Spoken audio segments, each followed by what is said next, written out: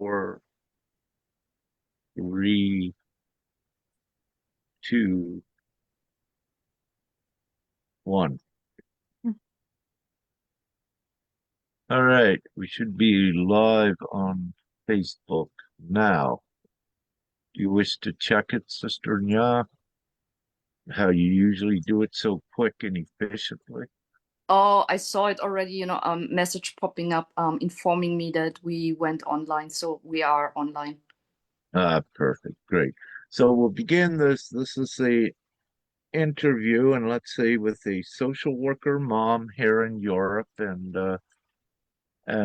she is still part of working in that system, but she is going to share her experience, even though she is working in that part of the system, yet her child, I believe, has been taken. So we're going to hear, and we call her, she wishes to keep her real identity just at this time, just concealed for because she is still working, and anyone can realize that at this time everyone needs money, so you don't want to jeopardize your livelihood, if you will, to any great extent. And of course, ones are in different levels with this coming forward. And the great thing is, we will have her name. I will call her Maria. It's a name that she chose to be called, and we have anonymous because that is not her real name, as we said at this time.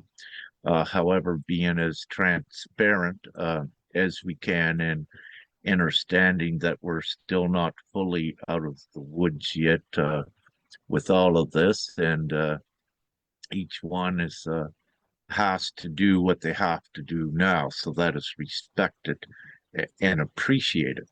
And the main thing is, here we have um, Sister Maria coming forward, stepping into her courage and mustering up that courage and divine strength to come at this time and to add as we go forward. And that's what's important.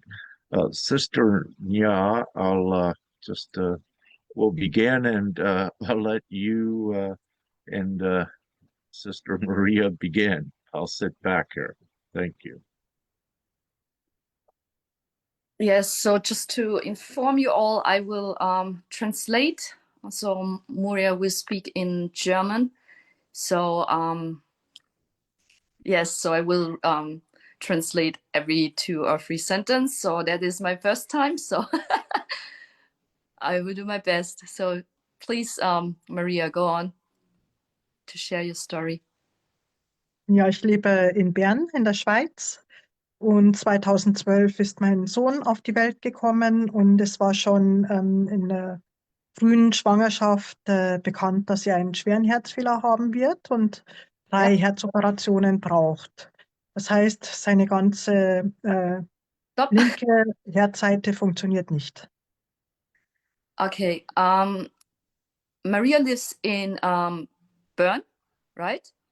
And 2012, when during the pregnancy of her child, they already discovered that he has some kind of defect on his heart. So, and that he will need 3 surgeries, right? You mentioned, and that the left side of the main room of the heart is affected. Yes. And ja, er hatte 3 große Herzoperationen, also am offenen Herz.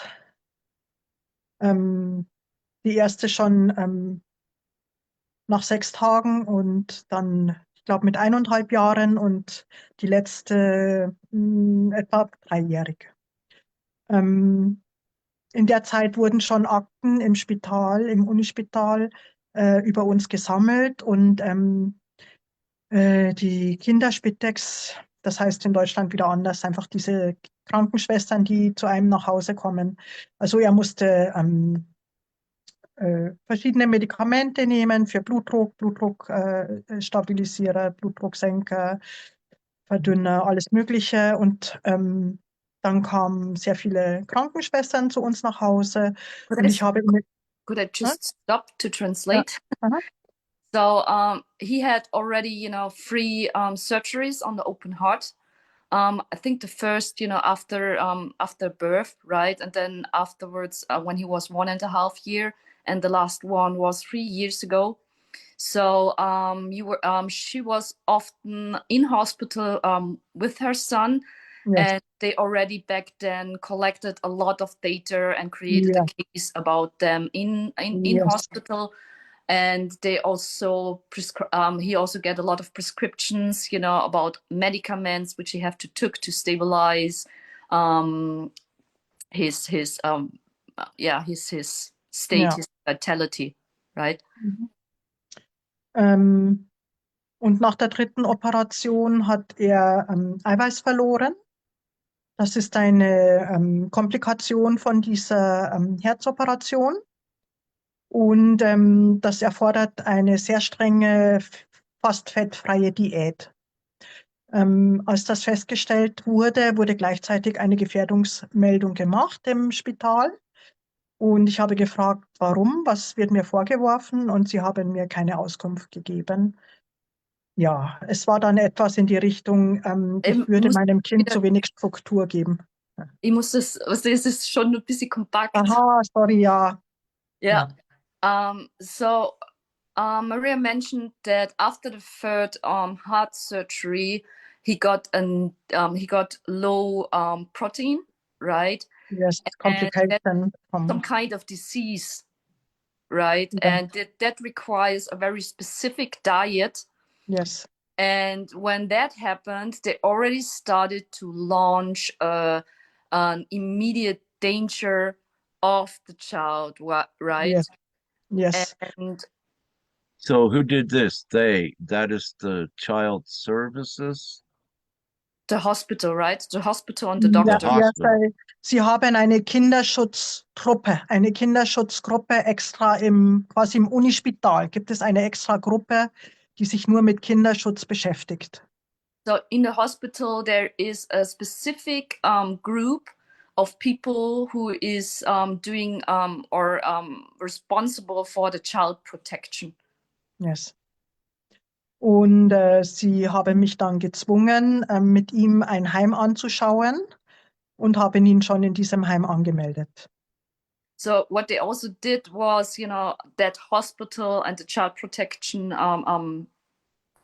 service or group there, they forced her, and it's much, I would say it's a coercing, right? To find a home for his child, for her child, to put him into a home because of this medical Ja. Und die Schlagworte sind immer, ich kooperiere nicht, weil ich musste sehr viel Leid von meinem Sohn im Spital sehen. Sie haben sehr, sehr oft ihm Blut abgenommen oder ihn gestochen. Und nach 5-mal Versuchen habe ich dann gesagt, stopp, er braucht eine Pause. Und allein das wurde gesagt, oder, dass ich nicht kooperiere mit ihnen. So Maria has seen a lot of suffering from her son because they did a lot of tests. They always took blood from him, and they tried it several times, and they couldn't proceed. And she was intervening and told them to stop because she saw, that her child was suffering. But what they are bringing up was always that she's not cooperative, Yes, right?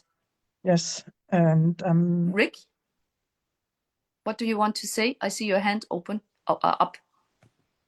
Yeah, I'll keep this very short and simple. So this brought up another important point that in the hospitals that there are the connection to the child care services. So if a child comes in with a bruise or has an accident, if you will, that is perfectly normal, um, it is already set up with the child services to intervene there as well. But again, it can be used as an excuse, and in this case, they have used it to take the child away. So simply just to share with everyone that, yes, social services is also in the hospitals observing everything as well. So that's important. I just wanted to note that in one sentence for the viewers. And but also, you can add on to this. So one sentence is that social workers are also in the hospital, and this creates even more of a difficult situation when a children may become, from an accident, which is perfectly normal, taken in there. Um, so I wanted to add something more to it. However, it's just important just to note that social services are also in the hospitals observing as well, not to spread fear.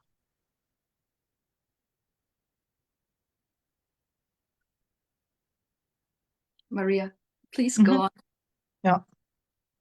Ähm, ja, als Sie das versucht haben, habe ich mich an die Kita gewandt und an den Kinderarzt und sie haben gute Berichte für mich geschrieben und dann konnte ich das nochmal abwenden, dass mein Sohn dann zu dieser Zeit in einem Heim untergebracht wird.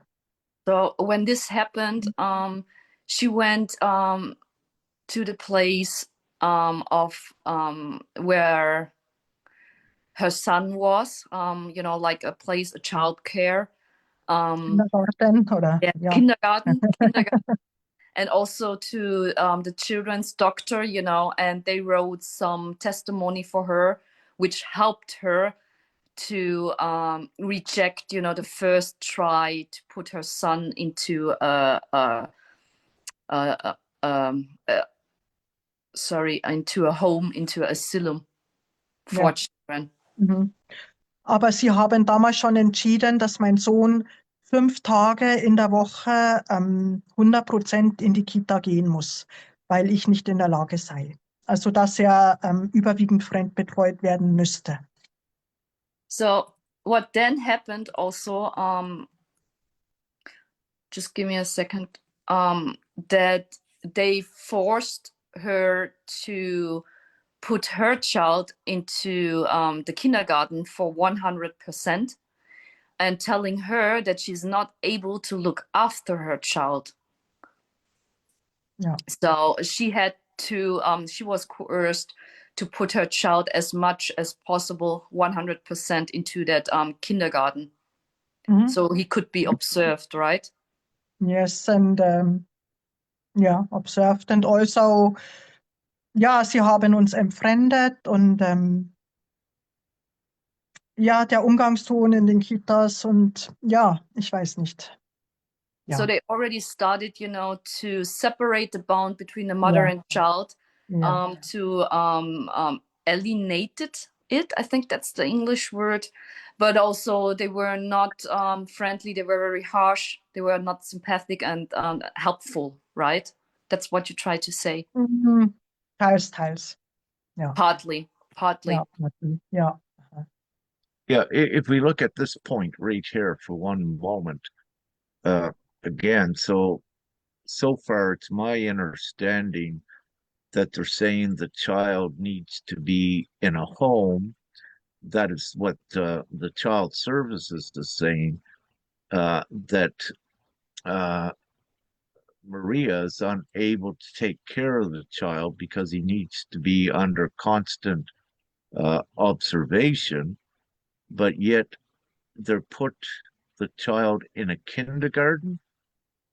It's this is a kind of a ridiculous thing. If the child, again, the child needs to be under the direct parental guidance and care, why put the child into a kindergarten, if you will? It's so if we can get some clarity on that. Is that the actual case? If it is, it's even more blatant that the underlying intent, again, is at least a conformity in the least, and also to intentionally take the child from the mother, um, and also put the child into experimentation. Again, it's not about the best interests of the child and definitely the parents.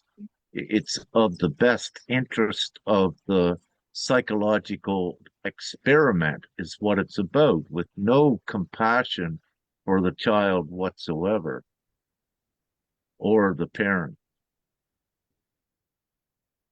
Yes. Als er diese Komplikation hatte mit dem Eiweißverlust, war es sehr schlimm. Eben, ich konnte die Heimeinweisung gerade verhindern, aber immer am Wochenende, am Morgen, am Mittag und am Abend kamen eben diese Kinderspitex-Frauen und haben uns beobachtet, haben mich beobachtet, was ich meinem Kind zu essen gebe. Und ich musste sie immer wieder aufklären über den Fettgehalt der Lebensmittel War das zu Hause? zu Hause. So, also er war dort zu der Zeit, also war das dann Montag bis Freitag, dass Nein, am Wochenende. Am Wochenende. also das heißt, am Montag bis Freitag war er im Kindergarten und am Wochenende sind die dann noch zu dir gekommen. Ja, genau. Und sie haben ihn zum Teil auf dem Stuhl festgehalten. Sie haben ihn beim Zähneputzen festgehalten. Er hat die Tür, ja. Kann ich das übersetzen? Mhm. So the place of the hospital is called Spitex. Spitex. Spitex, the group who was monitoring her. So what she's sharing is, the disease got more got worse, and that is connected, with the Protein losing syndrome. yeah, protein losing. So what happened is that, from Monday to Friday, the child was in the kindergarten. At the weekend, it was with her. But Yeah. what happened is, because of this disease got worse, the people from the Spitex came home to her place. Die Krankheit ist nicht wieder aufgetreten, nicht ein einziges Mal, aber das Spital hat gesagt, präventiv muss er diese Diät halten. So the thing is also, the disease didn't reappear, but the hospital still said to her she has to hold on to all the practices, and to keep the diet. Yes. So what they did was they came home to her place during the weekend, in the morning, at lunchtime, and in the evening, to monitor, watch her, what she's giving her child, how she's taking care of a child, how much grease is in the food. Yes. But also what went really worse is that they used violence against the child, meaning like that they were holding a child down onto the chair. Was war's noch?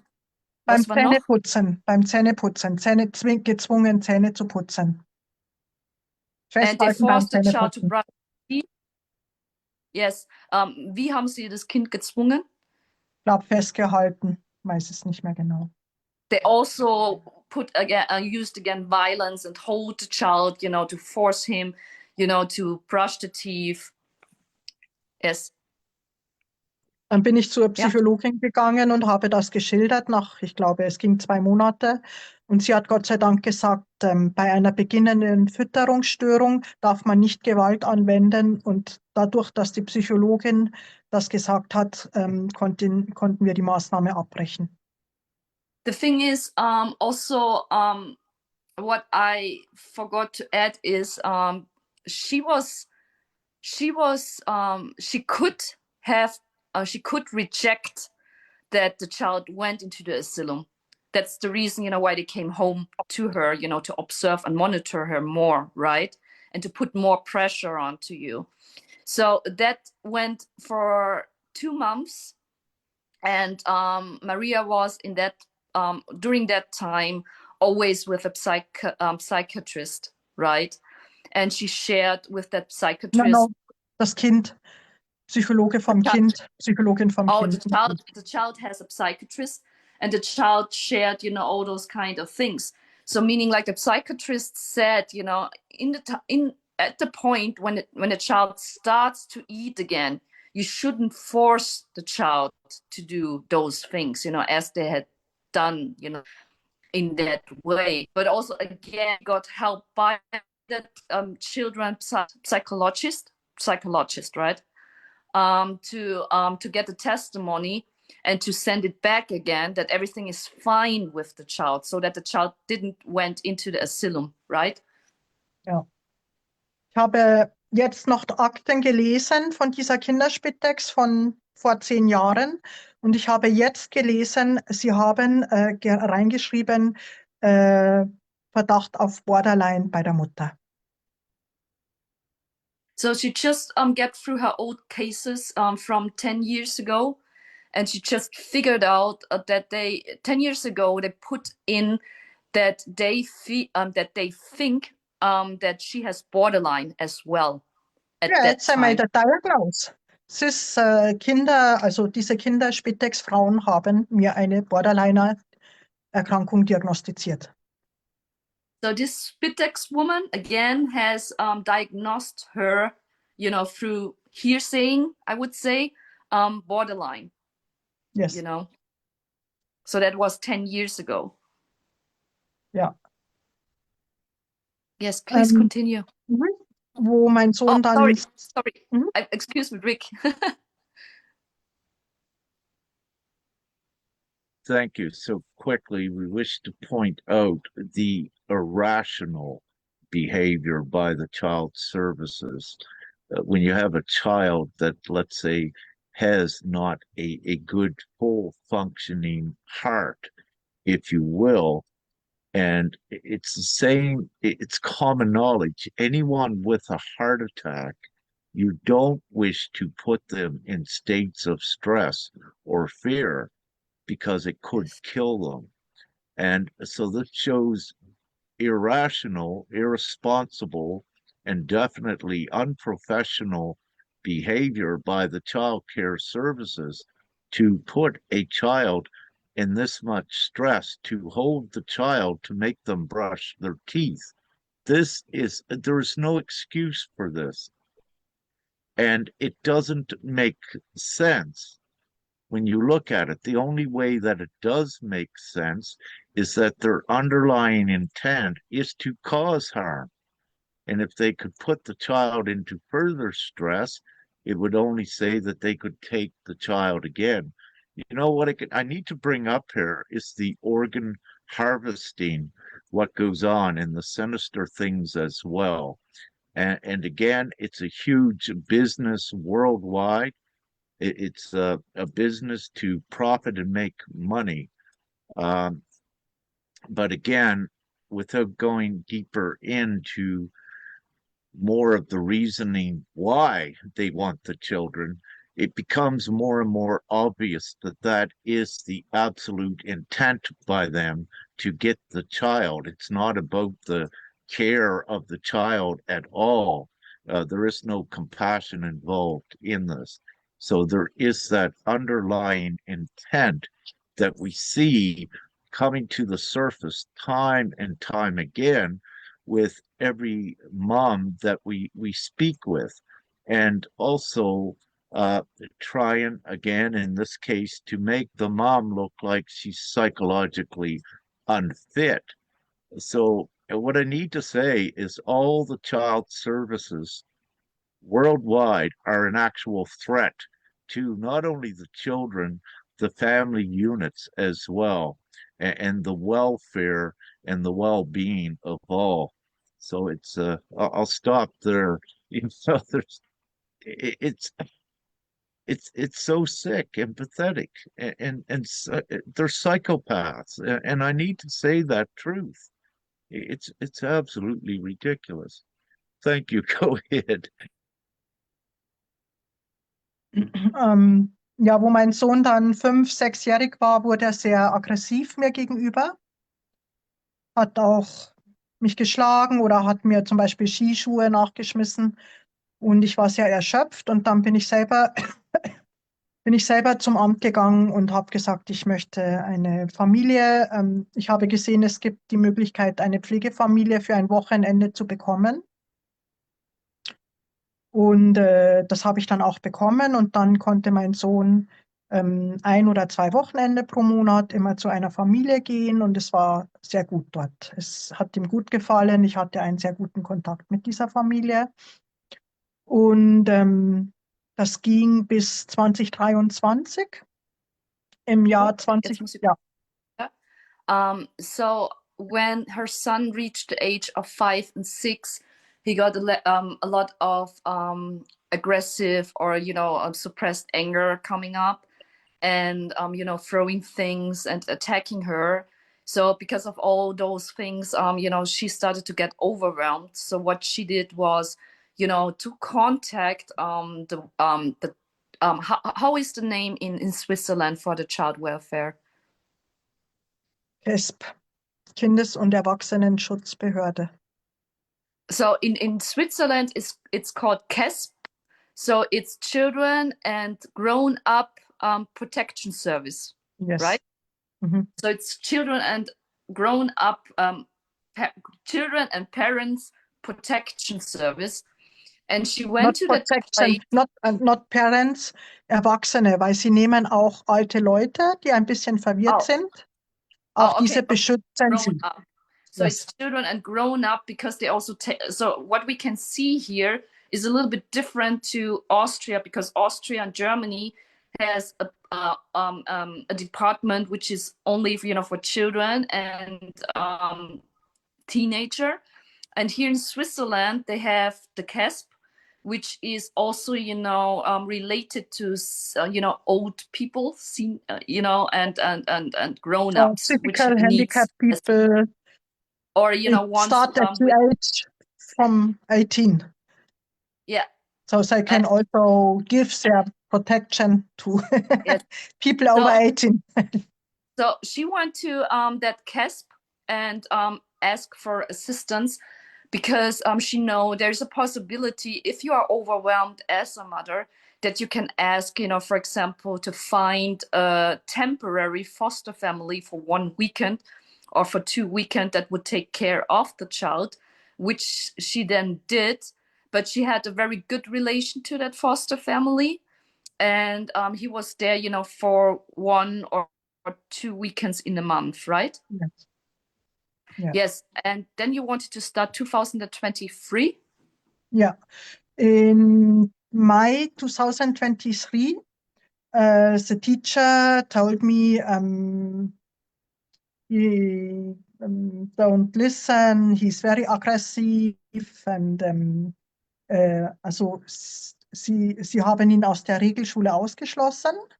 Und die Lehrerin hat mir einfach in einem WhatsApp geschrieben, besorgt euch auf übermorgen einen Babysitter. Euer Sohn kann nicht mehr in die Schule kommen, weil er ist sehr aggressiv und schlägt die anderen Kinder. Und äh, die Eltern der anderen Kinder hätten Angst vor ihm. So what happened was, when he was in elementary school, he it's my personal opinion that I feel like, because of everything that have happened in the past, that there was a lot of anger and stress that was shown by the child. In elementary school, he got aggressive and violent, and the teacher have informed and forwarded that to the child care, right? That also other parents and children are afraid of him, right? Ja. Yes, so that was forwarded to the CASP. Nein, vorher No. schon. Ich war mit meinem Sohn bei der Kinderärztin. Yes. Und er war bei der Pflegefamilie in den Weihnachtsferien. Und er hatte bei der Pflegefamilie wie sagt man, Speiseröhrenentzündung. Und sie haben mir nichts gesagt, sie haben ihn mir nach einer Woche so gegeben. Dann bin ich zur Kinderärztin und habe gesagt, er hat jetzt diese Speiseröhrenentzündung.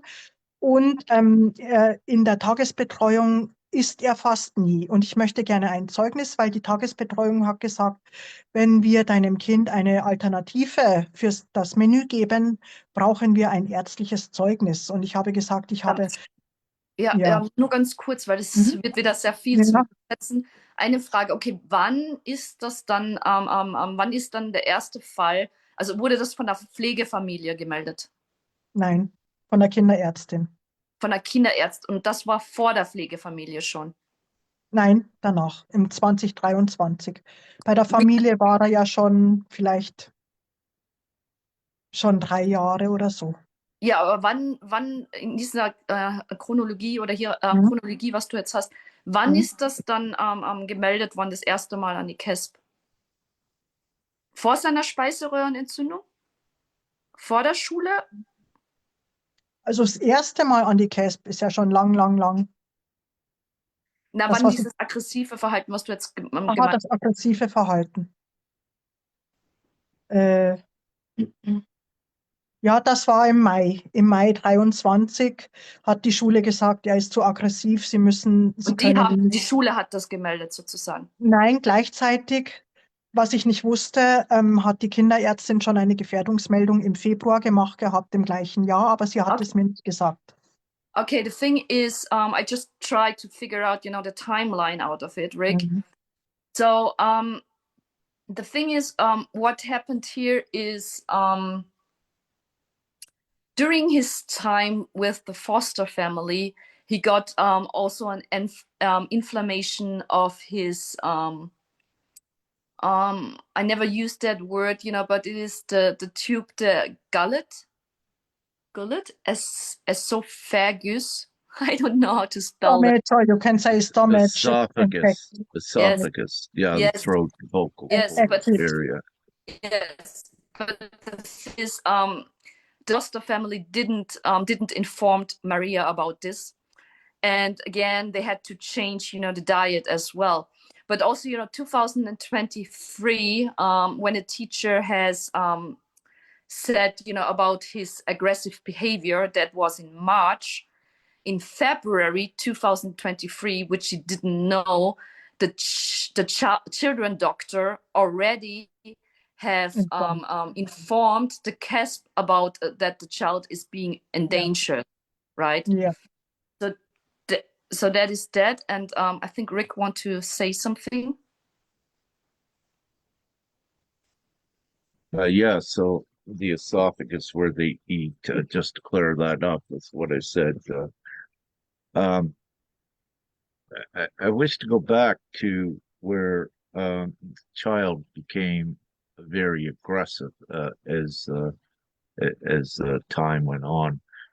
Again, what we look at is the psychological imprint of fear that at least was more prominent when they held the child down to brush the teeth.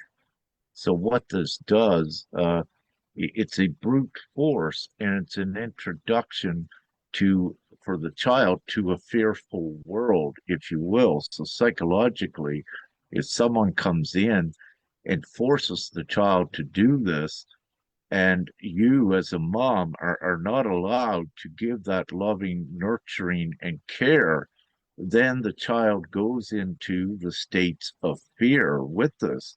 And this is the beginning of the psychological damage with the children, what they are doing intentionally. And as a result, this is looking like a classic example. What they actually do is they instill the fear in the child. And then I think it's 82%, some of the numbers that children that do come out of childcare are usually criminals and delinquents.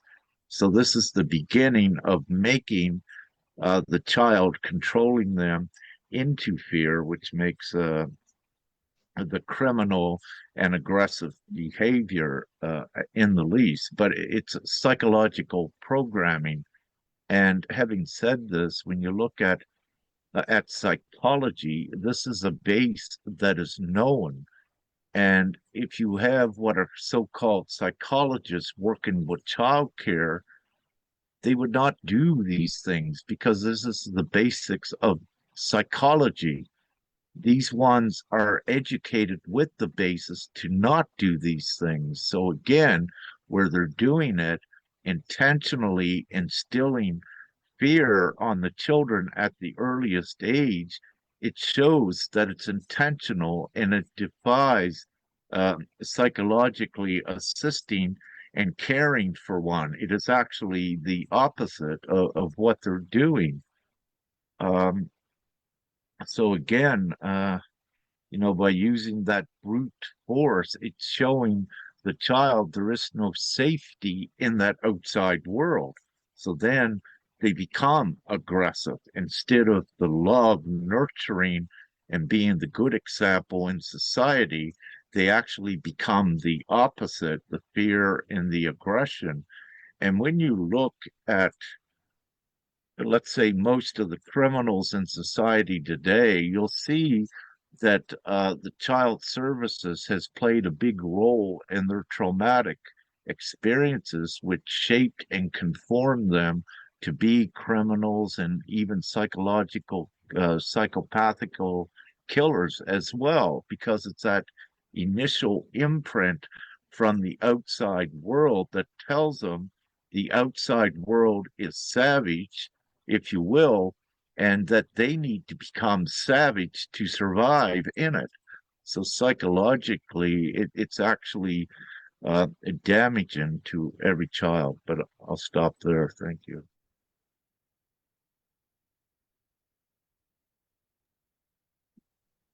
Ja.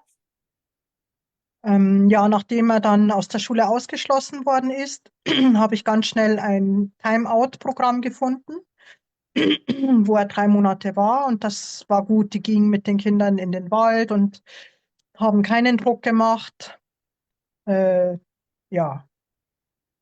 So because of that report of the school, I think he was kicked out of school, right? Yes. And Maria found a program, a 3 month, I think a 3 month program, right? Yeah. A timeout program About. where the child got it's just like a program or concept, where the child is going into the forest, and start to slow down and start to Ja. heal, right, and to connect with other children. Ja. Yes. Und danach wurde er in eine Sonderschule zugewiesen mit meiner Zustimmung, weil ich dachte, was in dieser Schule passiert ist, dass sie ihn zu einem Monster gemacht haben, auch aus rassistischen Gründen, weil sein Vater ist afrikanisch und ja, eben es ist sehr viel Rassismus da auch mit dabei. Und das möchte ich ihm nicht mehr zumuten, dass er wieder in diese Schule gehen muss. Deswegen habe ich ja So gesagt, dass er in eine Sonderschule kommt. So the suggestion was, to put him into a special school, which she also consented because she had the feeling that because he was in that elementary school and because of a lot of racism, right? Because her son is half African, right? So and how he changed also by attending this elementary school. So they decided, to let him go into a special school. Ja, in der Sonderschule war dann, glaube ich, Oktober 2023 und im November hat man schon gesehen, es gibt sehr große Schwierigkeiten. Er ist davongelaufen, sie haben mich ständig angerufen, ich soll ihn abholen oder ich solle ihn beruhigen. Und zu Hause fing er dann auch an zu sagen, weißt du, einmal ist eine Stange runtergefallen. Er hat an einer Kleiderstange gezogen und diese ist runtergefallen und dann habe ich etwas gesagt wie irgendwie unachtsam jetzt, dass sie auf seinen Kopf fällt. Dann ist er in sein Zimmer gegangen und hat gesagt, ich hätte gewollt, dass sein Kopf kaputt geht mit dieser Kleiderstange. Und dann hatte ich einen Riesenschock, oder? Weil wenn er so etwas Yes, sagt, oder? so the thing is, he came into this special school 2000 October 2023. What happened was that you already have seen that it wasn't a good place for him because in November, 1 month afterwards, 2023, he started to run away quite often. The special school started to call her quite often because he's running away. But also there was a situation at home which kind of shocked her because her son was playing around and then a cloth rail fall down and almost hit him by his face, by his head. And I think Maria told him something, to take care and to have attention about this because of his head. But what her son did was he was somehow sad, and he looked at her and he said, "Oh, you wished that it would hit me into the head," and he just left and went into his room. So at that point, she clearly saw that there's something going on in special school which is not right. Mhm. Ich war dann vorher schon mit ihm beim speziellen Psychologe, extra auf der Kinderkardiologie, also spezialisiert auf diese herzkranken Kinder.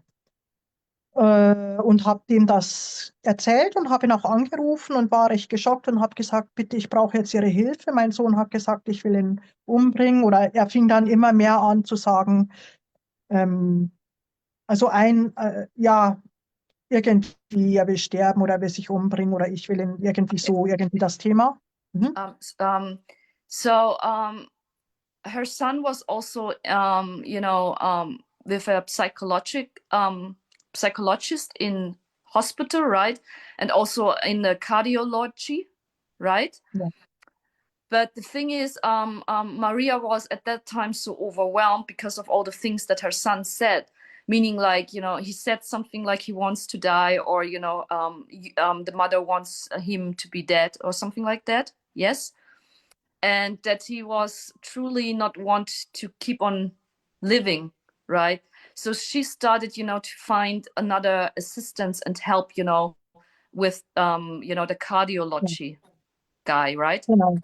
Yes. Und dann hat der Kardiologe gesagt, ich habe gesagt, was soll ich machen, wenn er nochmal sagt, er will davon und in die Aare springen, also in den Fluss. Er ist mit dem Velo, mit dem Fahrrad davongefahren und hat gesagt, er stürzt sich in den Fluss. Und ja, ich hatte einen Riesenschock und Riesenangst. Yes, the thing is, she shared the whole story and situation and everything that has happened at home with the cardiology guy. And also, there was a time when her son jumped onto his bike and said to her he will jump into the river and he would take his life, and he just drive away, and that was somehow a shock with him. And she asked him what she can do, if that would happen again, right? So Und er yes. hat dann gesagt, er kann nicht mehr mit David arbeiten, weil David möchte nicht und er braucht Davids Zustimmung. Und ich habe gefragt, was soll ich dann machen in so einer Situation? Und er hat gesagt, ich soll dann mit David in das Spital gehen, auf die Notaufnahme. Das habe ich dann gemacht.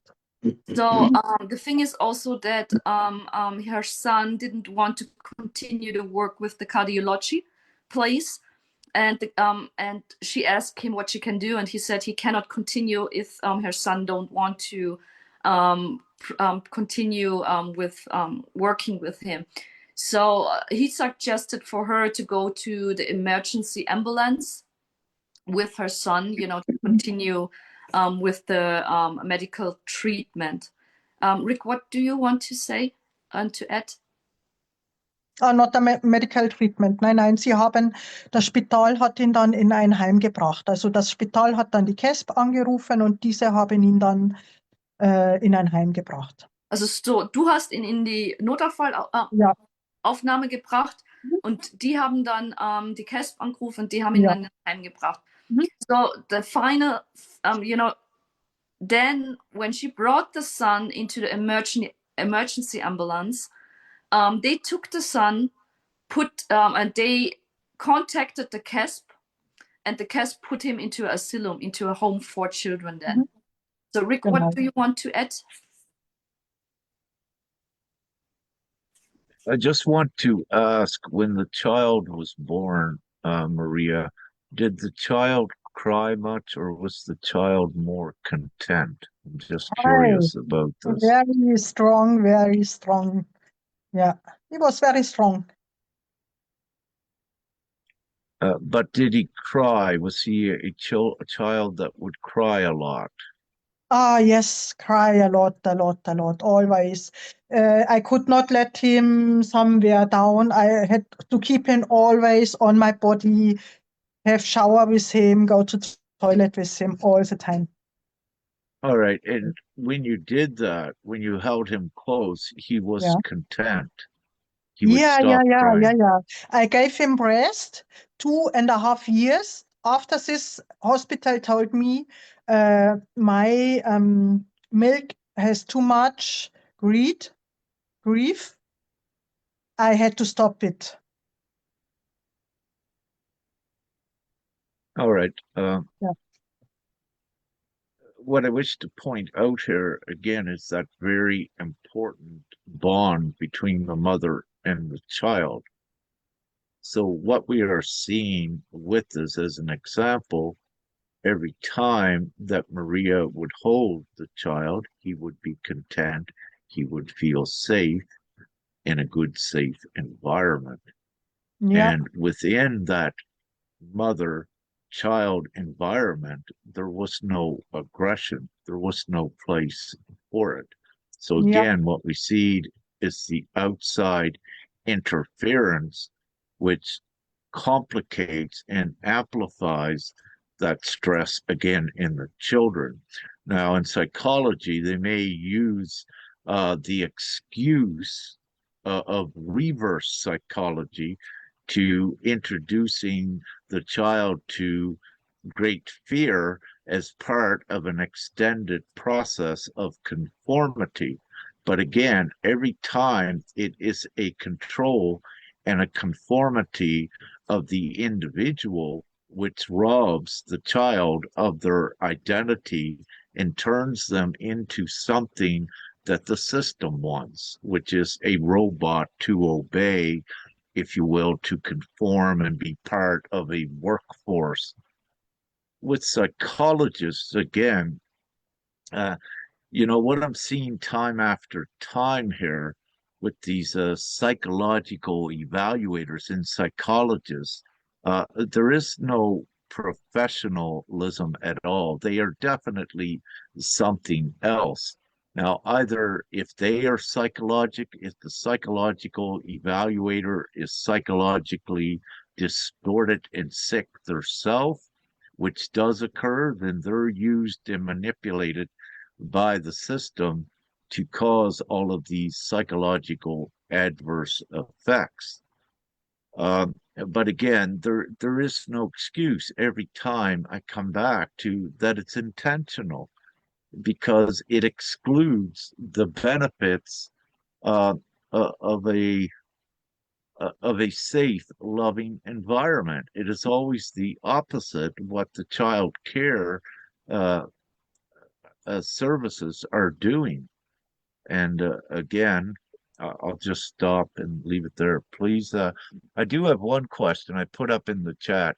What branch of child services do you, Maria, currently work with or work in? What branch?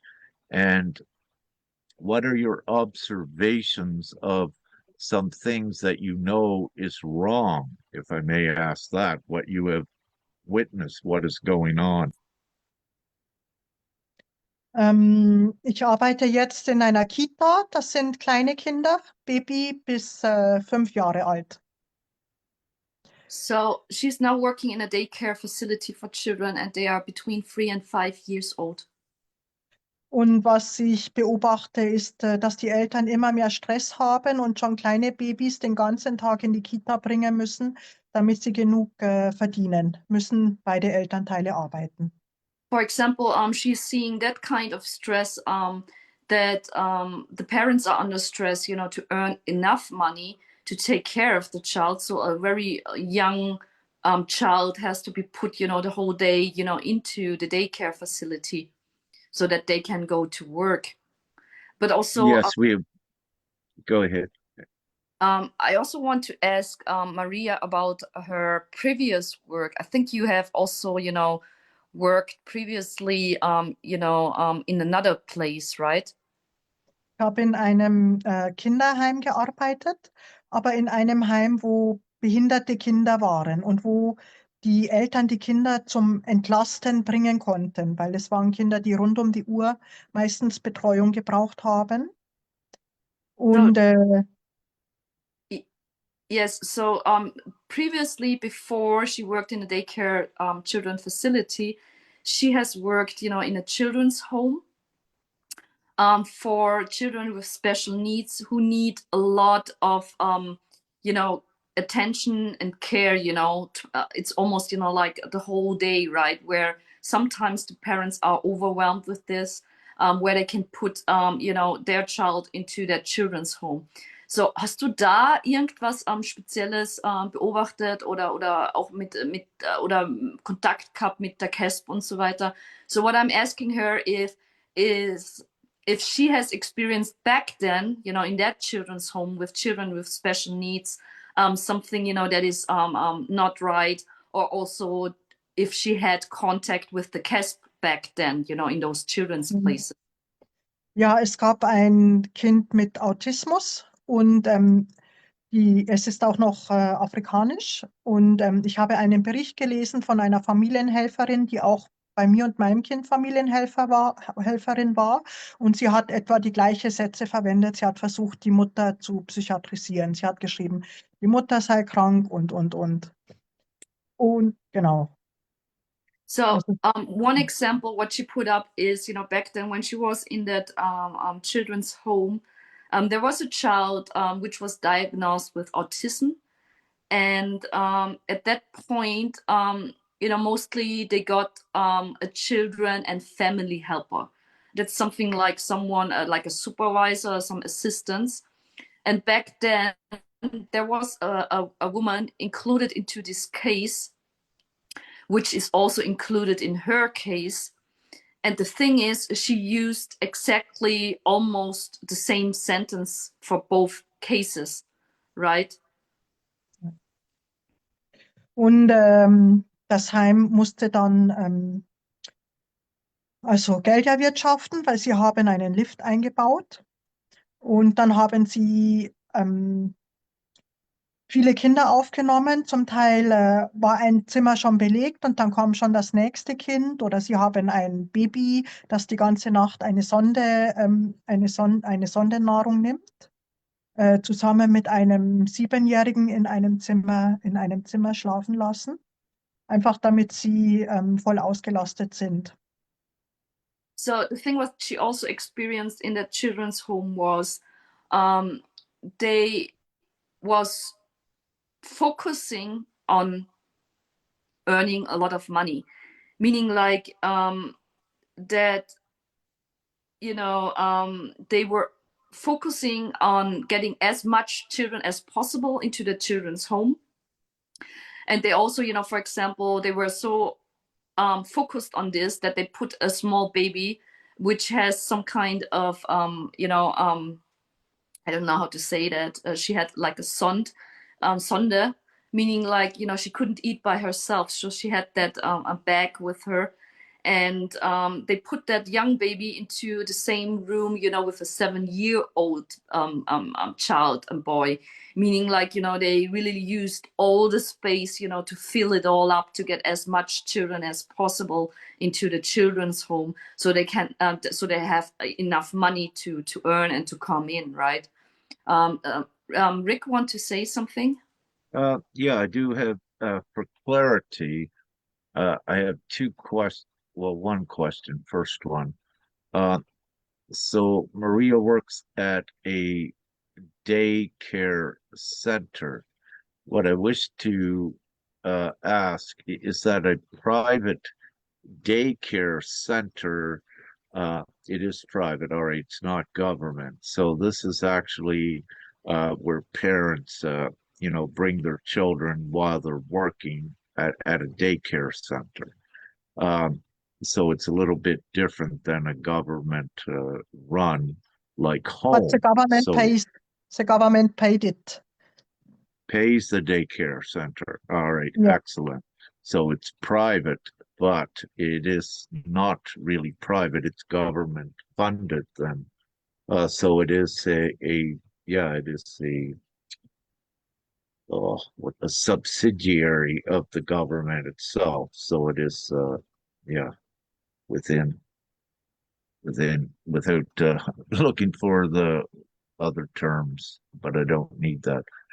So it is a daycare center, but where it's government funded, again, in these daycare centers, you have eyes from the social services watching any children for to be targets of any reason at all for any abuse. And then the child services would proceed to take those children from the working families. As we saw in the hospitals, uh, child care services, which I got to stop using child care because they're absolutely the opposite. Child sinister services, perhaps. So when they got eyes in the hospitals, they also have them in the daycare as well, and of course the schools with the teachers and all of this. And at times at the bottom of the chain of this human experimentation and trafficking, you may have innocent teachers and daycare workers, if you will. But again, these ones are under the illusion, the innocent ones that are working at these places, they don't know everything what is going on. So again, importantly, with not only this interview we're doing, is to educate parents with this. And in this great time of transformation, the homeschooling needs to be done to the utmost degree that it can. Now, in situations where both parents are forced to work because of the current system, I need to let everyone know that we're also in a very important time of change, meaning that worldwide, and you will see it uh, in the comment section of this post, there is a worldwide referendum vote for an entirely new system by the people. And once we have the majority vote collected of every man, woman, and child, and every child vote counts in this as same as an adult's. Once we have the majority vote worldwide collected with all of the parents and the family units, you no longer need to work, and also your family units come back together with your children because no longer are their child sinister services interfering with family life and destroying the love and the nurturing that comes from the moms and also the dads. So there is a very important worldwide referendum. It's at divine-gpms.world, and it's important for everyone to go there and consent to cast your vote, to add your consent, and also your child's. If your child is too young yet to understand that this is their full freedom world, that they don't need to go to school to learn things, to get degrees and go to be a slave to a job all of their life. The children are free up here. They're allowed to learn what they wish and to put their ingenuity and their interest into this free world where everything is accessible to everyone. Money becomes the good tool. It's no longer used the way it is today. Everyone is free and in full abundance, the way it should be on earth. Um, so I need to say that at this time. Also, I may just continue And Sister Nya, when we do these interviews, what I'm about to say now, I think we should have this at the beginning written. So what we're doing is we are also giving education, knowledge, tips, and instructions with an unprecedented strategy for ones to get their children back in this now. And it's very important for all parents to know that you cannot do this on your own. You need to be a united and public voice, and you also need to begin to name names of judges, psychologists. You need to publicly name it because your only defense is the offensive of forming a huge unified voice worldwide. You've tried and you cannot win within that legal system. It's not designed to do that. The system is actually designed to take your children. That's why the intent is always prevalent throughout with this. It is not to care for the children, it's actually the opposite. And that's why it's becoming more and more obvious.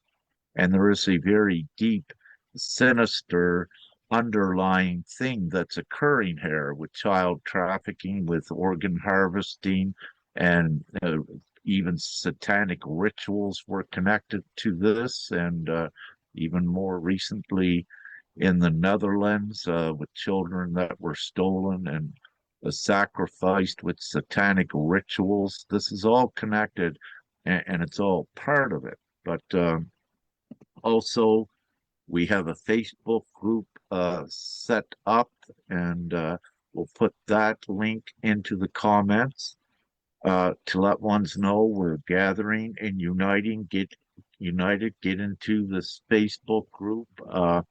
And in this Facebook group, we have a section that you'll be able to access simple information and instructions and some beneficial contracts you can do. And there's going to be even more editions. And we don't have everything right there yet because with Sister Nya, we're applying it as we go forward in her case. And we don't want to put the whole thing out public because you got to do this step before you do this. And we don't want everyone racing trying to do the final step because it won't work unless you do these other steps first. So we need to give it to ones incrementally. However, once we get through with Sister Nya's case and make this precedent to whatever degree, then we will have the whole thing compiled there. So there will be certain instructions, certain tips, as we've already begun to do and put out in this Facebook group, and we'll have it in a section, a file section, I believe, Sister Nya, when you join the group. So you begin to just access the information instead of accessing clutter, if you will, in the feed because it becomes so difficult. So we have it in one place on the Facebook group that's accessible and at the disposal, immediate disposal and access for everyone. Uh, Also, we are comprising an intelligence panel to this effect of, let's say, professionalism beyond what you would anticipate as professionalism today. As I said, what they say is professional psychological evaluators, which are not. It's just a front. It's a sinister, it's a cover for their sinister intent. Uh, but with this, as we go forward, we're constructing a panel of the real professionals and psychological experts, but also educated ones that have the information about the actual systems as well as I do.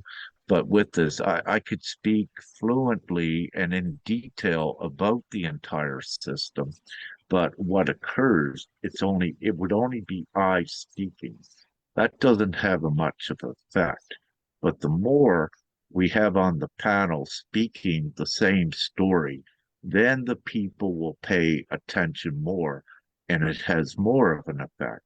And also, you have many that are adding new knowledges, new things that I don't know yet, which is beautiful. But all together, we comprise the full concrete um, information to implode that illegal legal system that they have, which is, again, I say it's illegal because it's not illegal what they're doing and the intentional harm.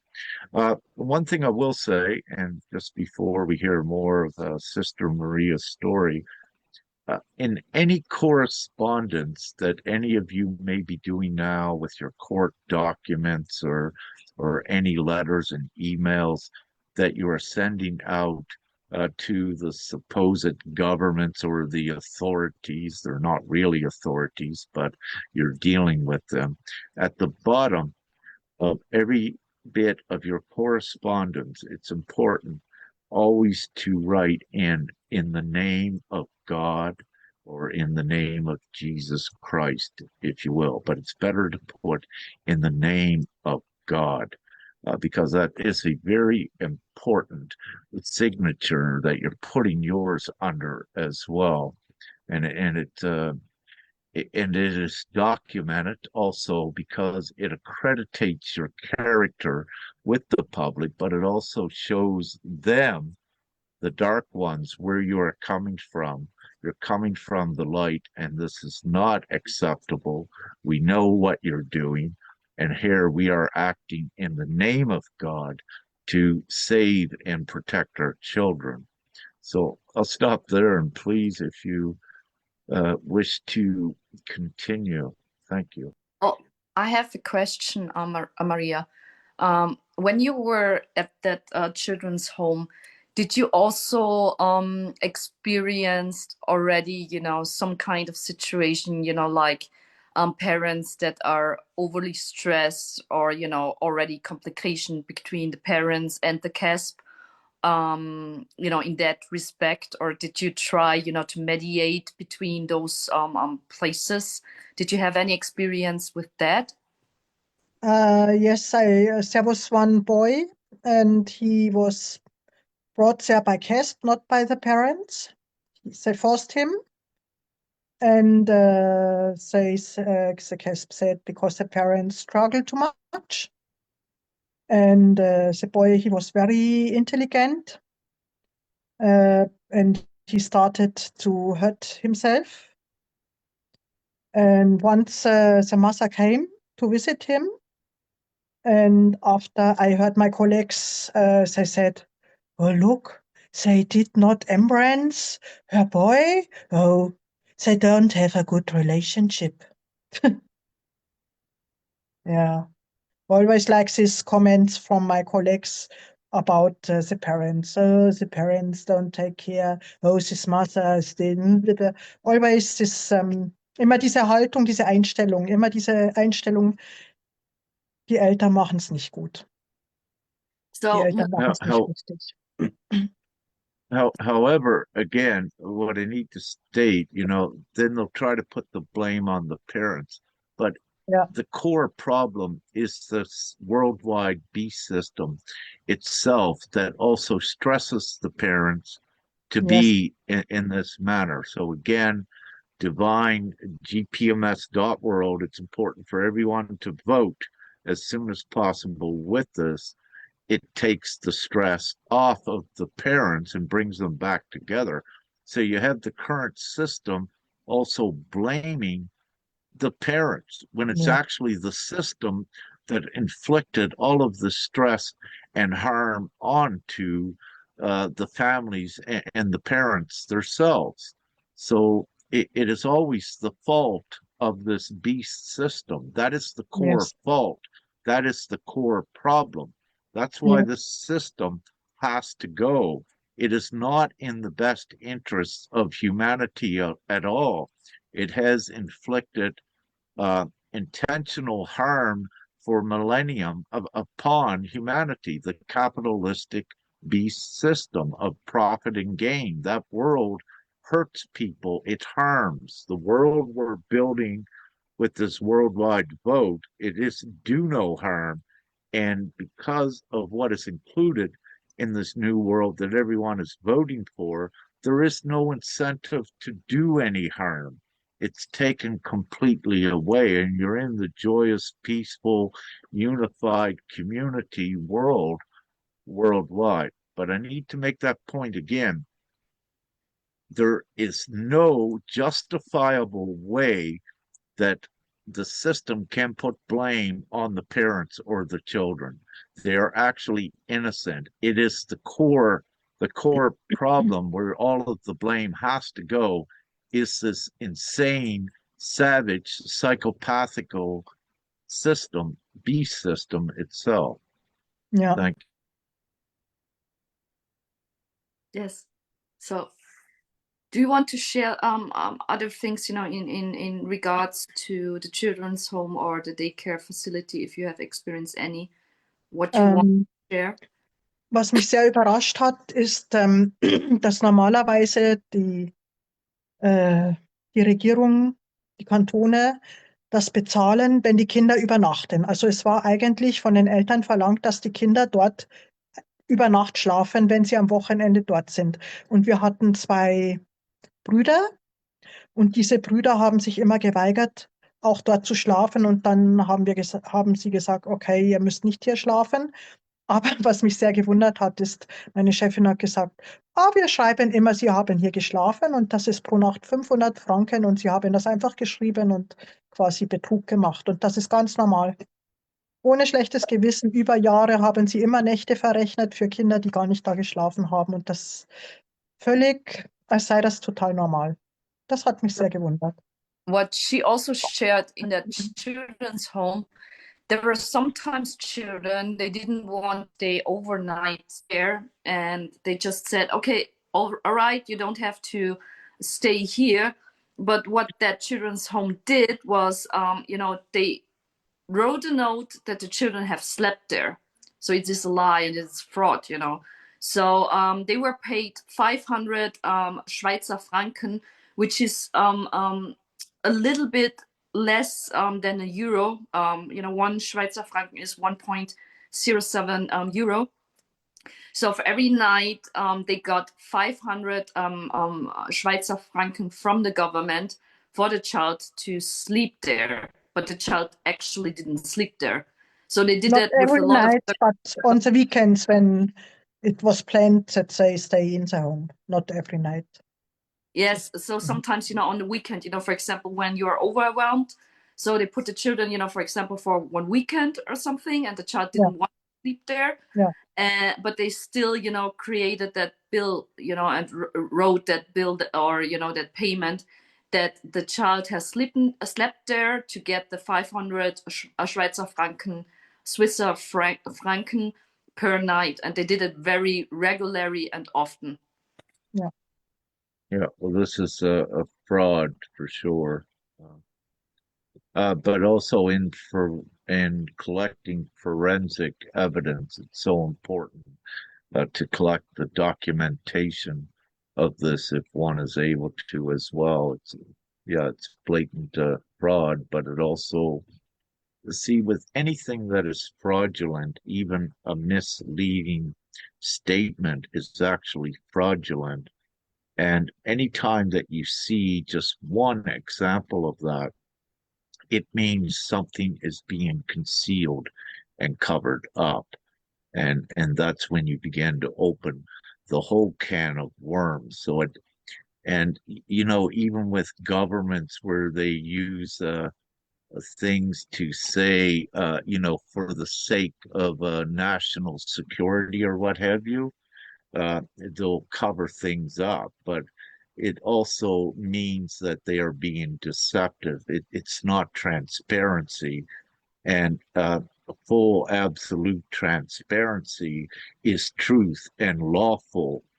Non-transparency, especially with the public, is actually unlawful as well. So at any time you see these deceptive things, you're only beginning to touch the tip of the iceberg, if you will, of the huge lies that are all involved. And it's as when you follow the trail, then it becomes clear. You get down to the child trafficking, the organ harvesting, but also the subjugation of the children to intense fear on an energetic level when you get really deeper in to the reasoning why they want the children, to add to the fear element of reality, uh, because this reality that the beast system has created is a fear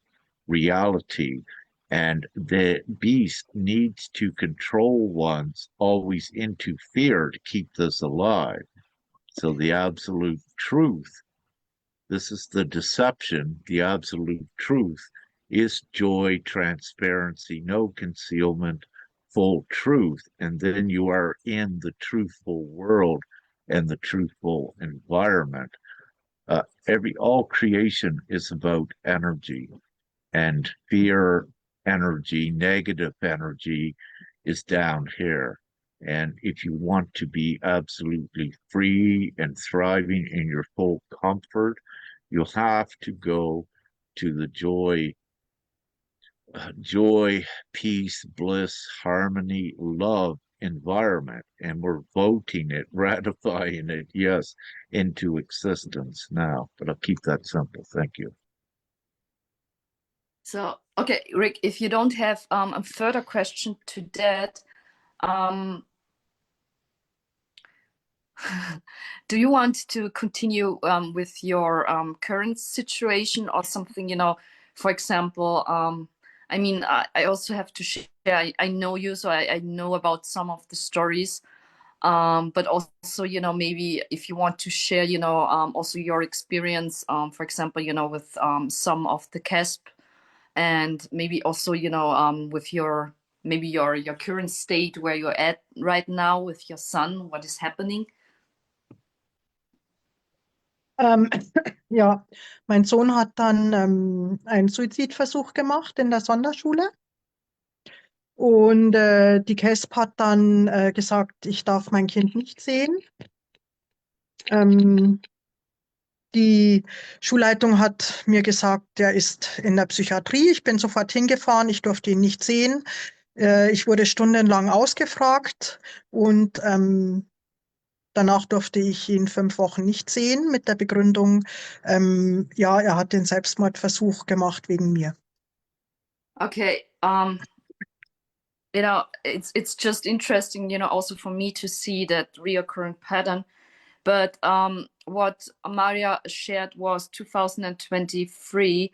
He tried to take her son tried to take his own life, and they put him into a psychiatry,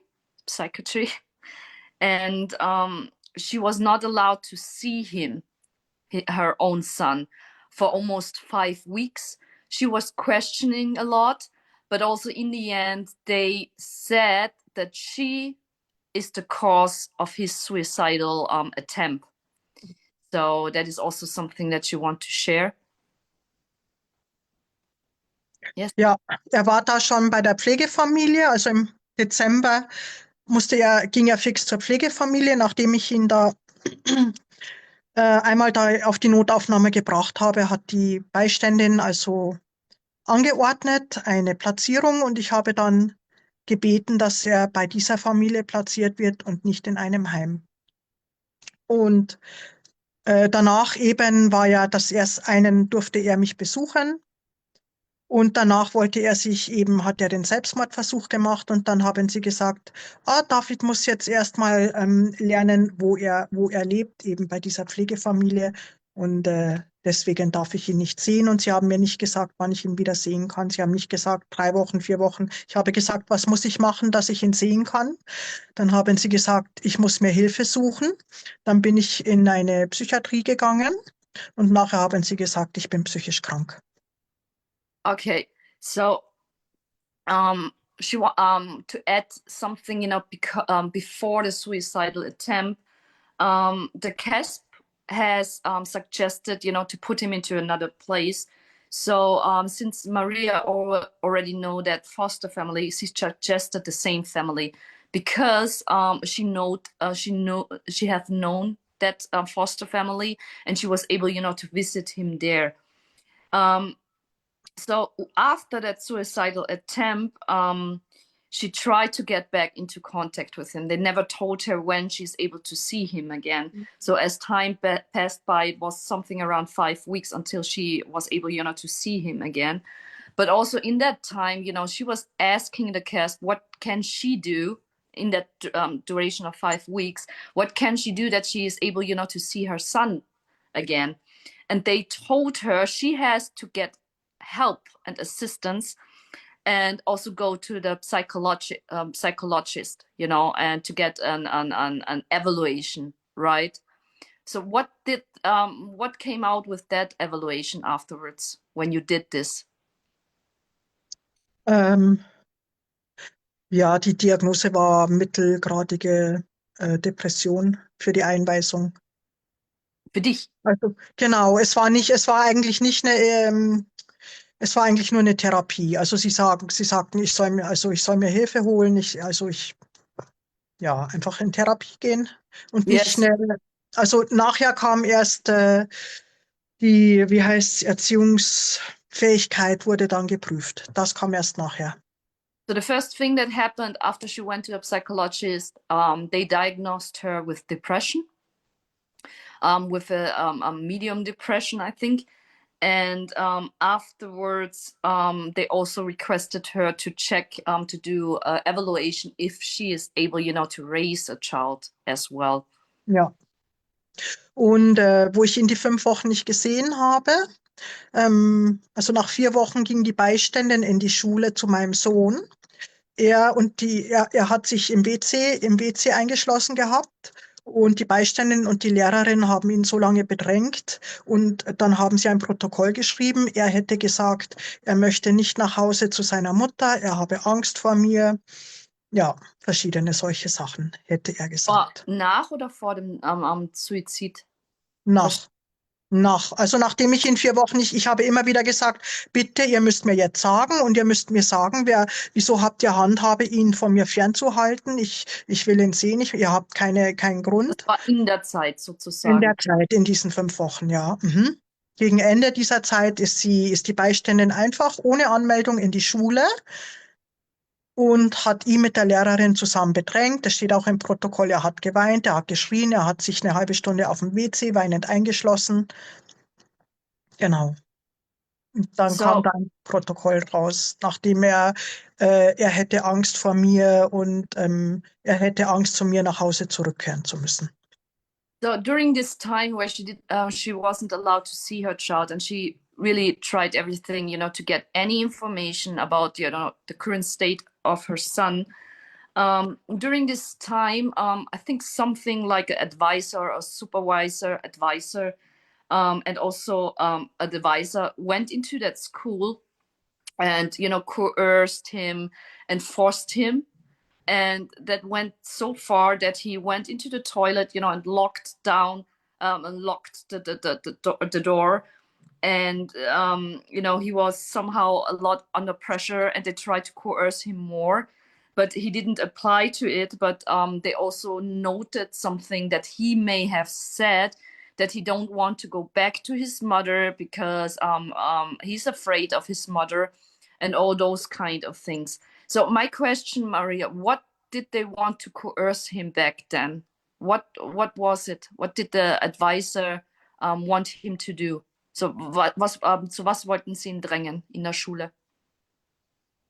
Dass er sagt, er möchte keinen Kontakt zu mir. Ja, aber Er möchte mich nicht sehen. warum war der Beistand in der Schule? Was wollte der Beistand von deinem Sohn? Eben, er hat quasi abgecheckt, also hier gibt es das Recht, das Kind hat das Recht auf eine Anhörung oder gehört zu werden. Und der Beistand muss schauen, dass das Kind das Recht wahrnehmen kann und hat ihn quasi gefragt, was er wünscht. Und Okay. sein Wunsch war, mich nicht zu sehen. Okay, and the reason why the advisor came into the school it's the same thing like here in Austria, in case if something is happening for the child has the right to get an advisor. So the advisor went into the school to ask him what he wants, right? But for Ja, some reason, not for some reason, because of the whole history, her son reacted that way, that he locked himself up into the toilet.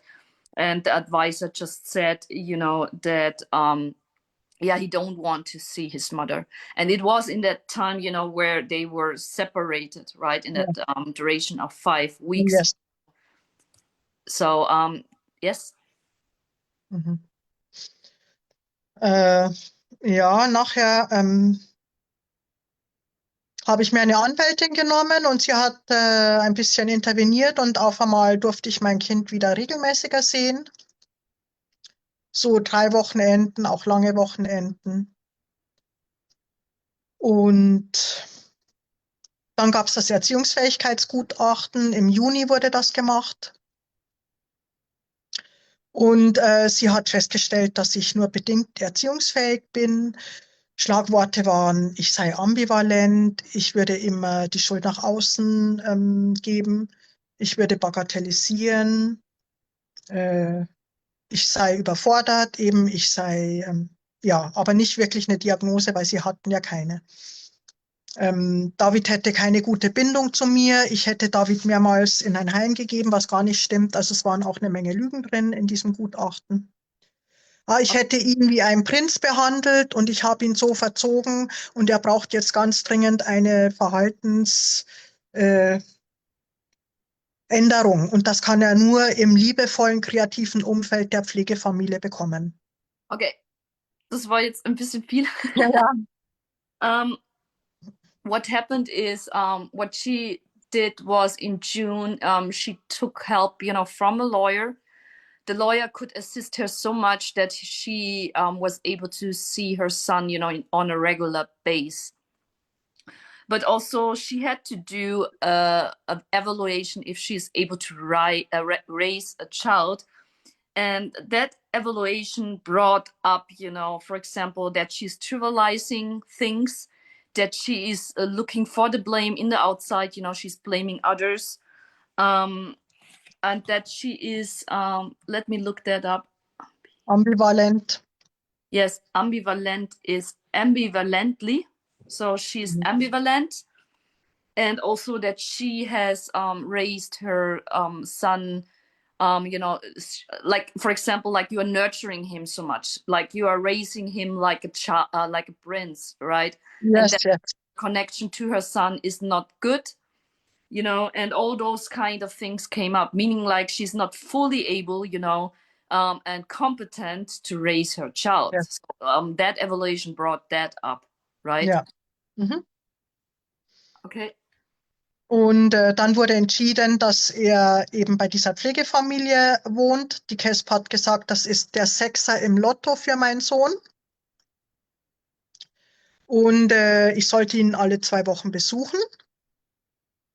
Und ich kam an einem Besuchswochenende und habe gesagt, David hatte ein Fußballturnier und ich habe gesagt zur Pflegemutter, sie möge mir die Adresse geben, wo das Fußballturnier ist. Und die Pflegemutter hat mir gesagt, nein, sie gibt mir diese Adresse nicht. David möchte das nicht. Okay, what then happened is just give me a second. That they confirmed that her son is then allowed to stay fully with the foster family, and that Maria got some time to some visiting time, meaning like all 2 weeks, a weekend, Yes. right? And then she figured out that he has, for example, a football game, and she wanted to attend it, and she asked the foster family, where it is, and they denied her and said that the son didn't want her to come. Ja, das ist dann alles eskaliert, weil ich habe dann zu ihr gesagt, das kannst du nicht machen. Es ist mein Besuchswochenende. Ich sehe ihn sowieso so wenig. Und ja, sie hat dann ziemlich Macht demonstriert und hat gesagt, sie zwingt jetzt nicht mein Kind, dass er zu mir kommen müsse. Und er war bei allem dabei. Und es war sehr unschön und sie hat dann versucht, die Beiständin anzurufen und hat gesagt, was die Beiständin habe, die Obrigkeit. Die Obrigkeit habe die Beiständin. Und habe ich gesagt, nein, sie hat nicht die Obrigkeit, oder dieses Wort. Und dann wurde ich laut und dann hat sie gesagt, ich dürfe hier nicht rumschreien und mein Sohn ist ins Zimmer gegangen. Es war furchtbar und nach dieser Und Situation, ja, was wollte dein Sohn? Hast du ihn da gefragt oder er war ja dabei? Was wollte denn dein Sohn? Oder was hat er denn gesagt? Weil wenn die Pflegefamilie sagt, er will das nicht, er was war war, total im Konflikt, er hat sich nur geschämt, er wollte in den Erdboden versinken. aber hast du ihn gefragt, was er wollte in dem Moment? Wollte er, dass du dabei bist oder nicht? Was, Nein, er wollte nicht, dass ich dabei bin. okay. What happened, during that time, of the separation, but also him being, in the foster family, um, when the foster family said she don't want to force her son, to have contact with them, with Maria, if he don't want to, and they got into a fight, the foster family and Maria, and her son was always there, and also involved and was watching the whole scenery, and you know Maria wanted to insist into her right to see her child, right? But the foster family denied it to her and also included the advisor. And the advisor said that the advisor has the full authority about this to decide. So my question to Maria was then, and I asked her, what did her son wanted in that situation? And she mentioned that he didn't want to see her at that time.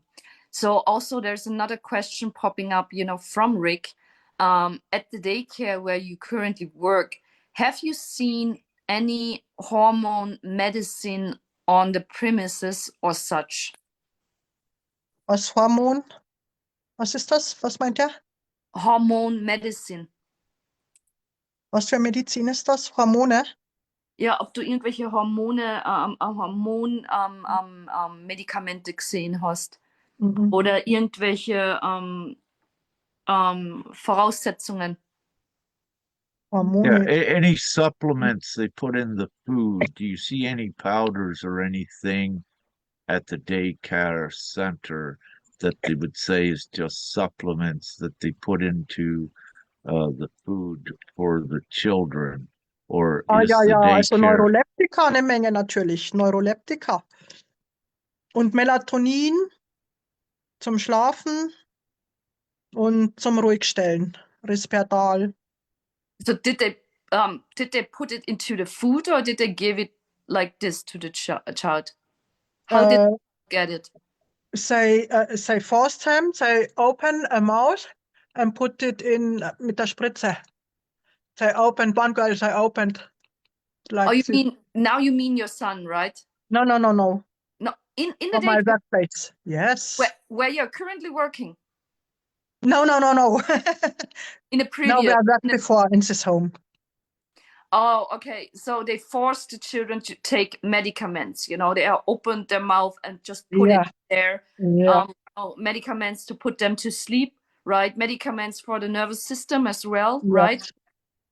But did you and at the daycare where you at, nothing like this is happening. No, no, no, no. But it happens at the children's home, right? Yes, With the children with the special needs, right? yes. So yes. does Maria at the daycare center have access to the kitchen? Do Yes. they have? You do, yeah. So you have not seen any locked cabinets or anything then in there. Also du hast jetzt in der Küche nicht irgendwelche verschlossenen Schränke gesehen, wo möglich irgendwelche Medikamente oder Hormone oder andere, ähm, ja, ich sage mal Substanzen oder äh, Substanzen gelagert werden, sage ich mal, was zum Beispiel ins Essen getan werden kann? Also wir haben natürlich einen Medikamentenschrank gehabt, das hatten wir schon und der war natürlich abgeschlossen. Aber diese Medikamente habe ich auch verteilt, also nach Anweisung. Was für Medikamente waren das? Ebenso auch für den Darm, so für den Stuhlgang zum Beispiel. Oder wir mussten auch ganz viel so Einlauf machen bei einem autistischen Mädchen. Haben wir jeden dritten Tag ungefähr einen Einlauf gemacht. Also das war jetzt im vorherigen, also nicht Ja, im, genau. im Mhm. jetzigen gibt's sowas nicht, oder? In dem Nein, jetzt. nein, nein, nein. She said, aber ein Medizinschrank ist ja immer, gell, was ich weiß, gell, Erste-Hilfe-Schrank, oder? Erste-Hilfe-Schrank, ja, aber dort, ich meine, viele Kinder haben einfach Medikamente, verschiedene, auch epileptisch. Also das Mädchen hatte auch eben Epilepsie und da hat sie viele Medikamente gegen die Epilepsie bekommen, dann zum Ruhigstellen, dann manche zum Schlafen, manche für die Verdauung. Eine hat die Pille gekriegt. Ja, Wie die Pille. Die Pille, einfach Verhütung. Ja, aber das ist ja ein Daycare, oder? Das ist ja für kleine Kinder.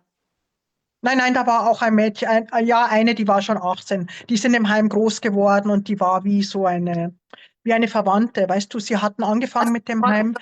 Ja, im vorherigen Kinderheim. ja. Also da waren Mhm. ja dann nicht nur, ähm, Nein, nein, aber hat sie das verschrieben gekriegt oder hat sie selbst das angefordert, diese Pille, oder wurde ihr das verschrieben? das weiß ich nicht. Aber sie hat sie selbst eingenommen. Ja, mhm. Okay. So she didn't have experienced anything in the daycare where she is right now, with the children there.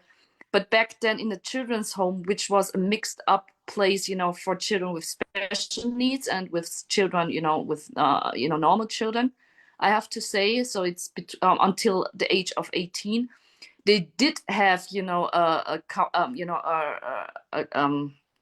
a board, with medicaments, because all of them has some kind of medicaments they need to took. Also, for an 18-year-old girl, she got that kind of, medicine, um, to not get pregnant. I don't know the specific word for it. My question was then, and asking her, if it was, requested by herself, or, someone have given it to her, because it's hormones, right? But she said she don't know it. And then I asked her if, that 18-year-old girl, if she takes it by herself, and she said yes. So that is the thing with that. But also, you mentioned also sometimes, once, I think, especially were also normal children forced, to take medicaments because of the prescription, or only those ones, with special needs, that they have used, violence and against them. I remember one boy, he was about 7 years old, and mother was from Brazil, and he was like, my sons are very powerful. And I was shocked because mother said the school forced them to take Risperdal. The school forced him. If you Oh, don't take this Risperdal, they don't let him go to school. that's for HDHD, right? Risperdal, or is that? Uh, I Ja, think. haben sie meinem Sohn auch schon gegeben. Es stellt einfach ruhig. Okay, so Ja, they forced the child to take Risperdal, which ja. is often, given, to children who are, very powerful, and not, not, like a calm one. And they also try to give that to her son as well, which she has blocked, in the past. So it's called Risperdal. So I've heard of that as well. Ja, meinem Sohn haben sie es auch schon gegeben, das Risperdal. Okay, they have given her son. So the foster family have given it to her. Nein, nein, nein, die Schule hat es vorgeschlagen, weil er hat über ein Jahr lang jede Woche ähm, versucht, sich umzubringen in dieser Sonderschule. So Jede the Woche kam ein Bericht. So the school suggested for your son to take Risperdal, but who gave it to your son? Who gave the Risperdal then to your son? The foster family or the school? Me, the foster family. In case he was with me, I gave it to him, and in case he was with the families, I gave it to him. Okay. All right. So what is the current situation right now with you and your son? What happened? So you shared with I that you had also, you know, an court meeting, right, to get Yes. more time with your son and to decide where he can stay. So what happened? In some months ago, my son told me he don't want to live with his family because he don't have space for him. He don't have a room. He lives in the room of a 3 years old Pflegebruder. Yes. And this boy likes boys in this age. Yeah, always attacks him. And ja, er hat überall hingepieselt und hat ihm alles. Er hat einfach gar nie die Grenzen von meinem Sohn respektiert. Und immer wenn ich angerufen habe, meinen Sohn, hat dieses Kind ganz laut gekräht und hat meinem Sohn das Telefon aus der Hand gerissen, so dass ich nie eine Sekunde Intimität mit meinem Sohn hatte. Okay, just to translate this, so your son was put, you know, at the foster family, your son was put into the same room with a 3-year-old boy, you know, the Ja, son from the foster family. How old was your son at that point? 11. 11, so 11 with a 3-year-old boy. Um, so he got attacked by that 3-year-old boy, and that 3-year-old boy also peed at him and his stuff, right? Is Ja, that correct? ja, And ever he tried to call you, that 3-year-old boy is jumping in between to not let him having time with you, right? ja. So my question is also, when could you again improve, you know, the connection with you and your son? You know, when you know, because before when we left that previous story, you know, he didn't want, you know, to be with you. So just a short summarization. How was it able, you know, for you to get back and to connect back with your son then? After these 5 weeks, when I couldn't see him, I went to the lawyer, and after that, they said I can manage the weekends with the family. Oh, okay, that So was with the lawyer then. And after that, you know, you could rebuild, you know, the connection and the bond between you yeah, and then he started, you know, to believe and trust into you again, right? Because he was then Mm, regularly seeing you, no? no, almost. When he declared me that he cannot live with his family every weekend, he shouted, er hat um sich geschlagen, er hat mir an allem Schuld gegeben, er hat gesagt, er haut ab und er will nicht mehr leben. Es war richtig tough, richtig hart. Er kam am Wochenende, am Freitag und hat sich bei mir richtig ausgekotzt. Und bei der Familie, sie haben gesagt, nein, Sie kennen diesen David gar nicht, der auch in der Schule schlägt und selbst aggressiv. Sie haben nie so etwas beobachtet. Nein, Sie wissen nicht, warum. Ist alles immer okay, alles immer in Ordnung bei Ihnen. Okay, so he started, you know, to get also, you know, frustrated and overwhelmed and throw a tantrum that he don't want to stay with the foster family anymore because he cannot bear it, right? And he started, you know, to blame you about what happened, right? And also, you know, every time when he returned to you on Friday for the visiting time, he start to share with you that he's frustrated, that he don't want to stay there anymore and that he wants to stay with you again, right? Okay, all right. Ja, und dann habe ich das auch dem Beistand gesagt. Und also es gab noch verschiedene Sachen. Zum Beispiel einmal hat mein Sohn mir erzählt, er ist zum Haare schneiden gegangen mit den Göttis vom Pflegebruder. Und ich weiß zufällig, das sind Schwule. Und nur mein Sohn war dabei mit diesen zwei schwulen Männern. Und sie waren außerhalb von der Stadt, wo die Pflegefamilie wohnt. Und ich habe das dem Beistand gesagt und habe gesagt, ich möchte nicht, dass mein Sohn alleine mit zwei Homosexuellen unterwegs ist. Und sowieso, es ist nicht die Aufgabe von diesen zwei Menschen mit meinem Sohn, die Haare zu schneiden. Ja, aber wie ist die Verbindung von diesen zwei Menschen mit der Pflegefamilie? Sie sind eben Götti, Götti. Also Götti ist von ihren Kindern Pate, Paten. Okay, okay.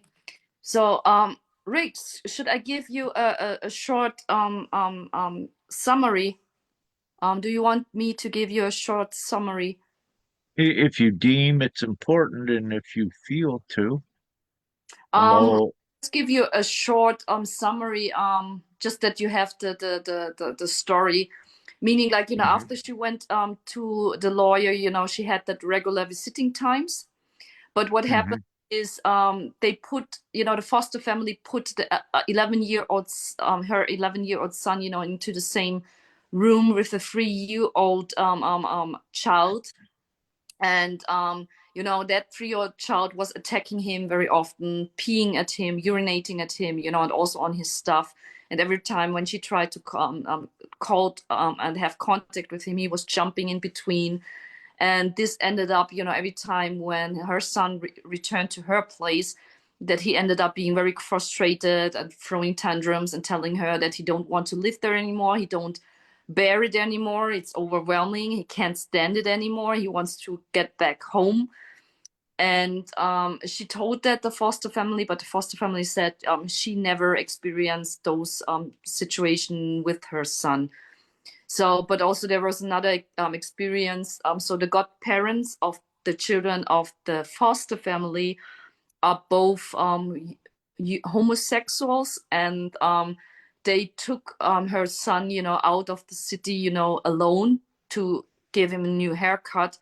But Maria don't feel well, to have a 11-year-old child going together with two homosexuals, and she also said that to the foster family, but they didn't do Are they both it. same sex, this foster family?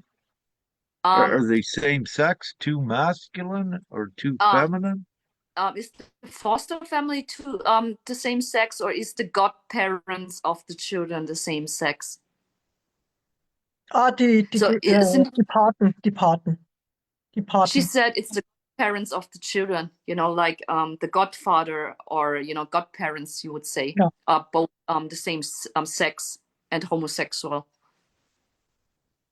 But oh, I thought this was the foster family No, No, were it was no. both. Oh, all right. Continue, please. yes. Ja, eben,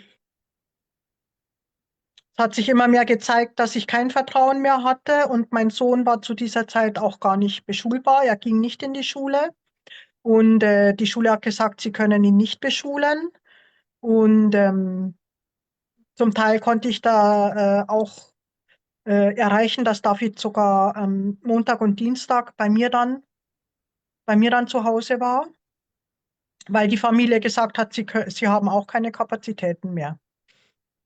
Mhm. Also die Pflegefamilie hat das gesagt. Ja. Mhm. Und das heißt, er war dann öfters, also Wochenends bei dir und 1, 2 Tage in der Woche während Mhm. der Schulzeit. Ja, im Und Oktober. Letztes Jahr im Oktober war er eigentlich in dem ganzen Monat mehr bei mir zu Hause als bei Ihnen. Und Sie also haben das hat aber dort, noch weiter mhm. ausgeweitet sozusagen, die Zeit, wo er dann bei dir war, oder? Ja, mhm. Okay, und das heißt, die letzte Verhandlung, wo du da dort warst, ging es darum, für die Obsorge wieder oder zurückzubekommen? Oder Ich was hatte war, die, ich hatte die bis jetzt. Nein, es gab dann ein Gespräch, weil bislang war ja alles freiwillig, also in Anführungszeichen. Ich habe mhm, ihn ja freiwillig in die Pflegefamilie gegeben. mhm. Und jetzt war ich mit dieser freiwilligen Platzierung nicht mehr einverstanden, weil es ja so viele Probleme gegeben hat mit der Familie. Und ich habe Mhm. mehrmals gebeten um eine Aussprache, auch über diese verschiedenen Situationen. Und sie war nie bereit für eine Aussprache. Okay, what happened, because of all the events and also, her son being frustrated and overwhelmed with the whole situation, um, he started to come back more regularly to her place, also not only, on weekends, but only, on school days. And they start, to extend that visiting times as well, because the foster family then said, she don't have the capacity, to take care of her And son. also the school told me they don't have the capacity to take him in school. Yeah, also rejected him as well. Yeah. So what Uriah tried to do, to go to court is because during the whole time and phase, she had the full custody of it, and everything that she did, was on a free base, meaning like she consented to the whole situation. But now, because of everything that have happened, she didn't want him to stay there anymore, and also her son didn't want to stay there anymore. Yes. So she tried to go into the court, to get him back to her place. Ja, genau. Und ja, diese Anhörung, also der Entscheid ist jetzt da, dass mir die Obhut entzogen wird. Und mein Sohn, ich wusste, ich habe keine Chance, ihn zu mir nach Hause zu nehmen. Und ich kenne eine andere Mutter, die ihr Sohn in ein Internat gegeben hat. Und sie hat mir gesagt, sie ist zufrieden. Es ist ein christliches Internat. Und ich habe gebetet und Gott hat mir mehrere Zeichen gegeben, dass mein Sohn dorthin gehen soll. So I'm just translating that, and then Ja. Rick wants a question.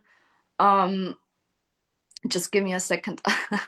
So um so she lost that case, meaning like in the moment she wanted to get the care and the cost, the care to decide for a son back.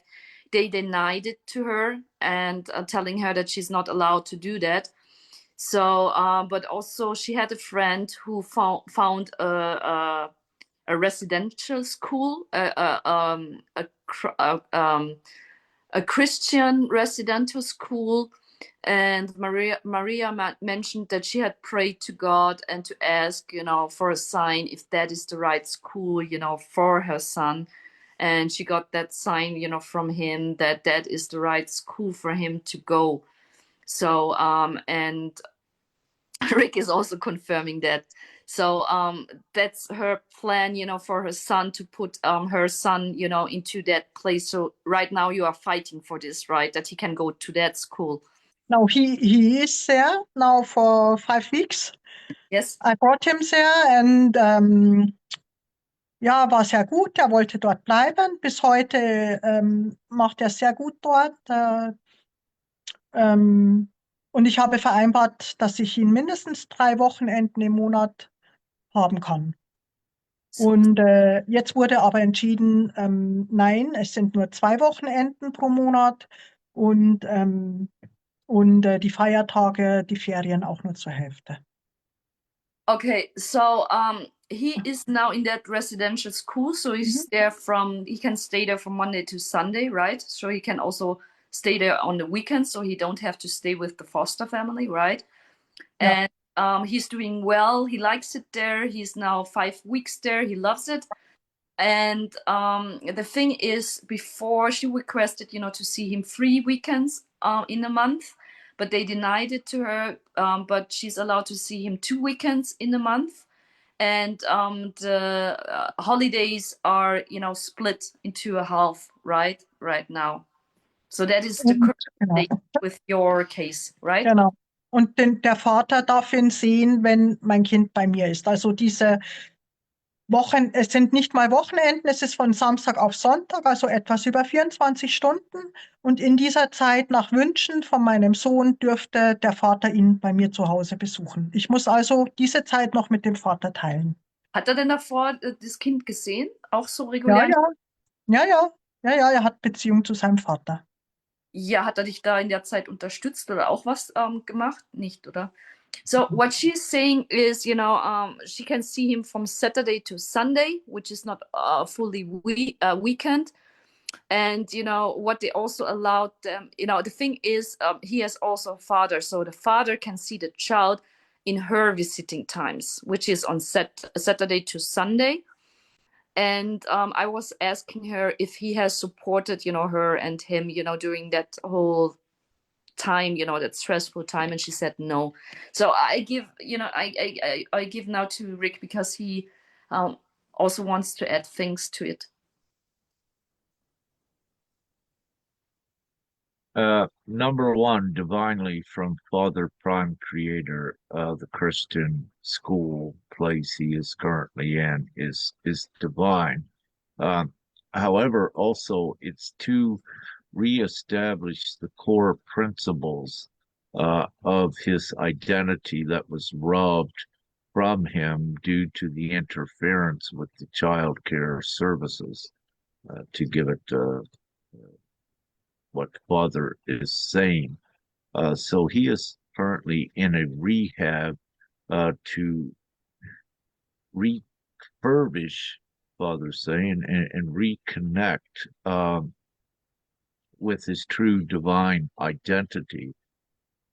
For the reason that this has come in right now, it does indicate your child being very special. And also divinely oriented to go forward. So this is also Father saying it is a reprieve to your situation. And also to give some more information, uh,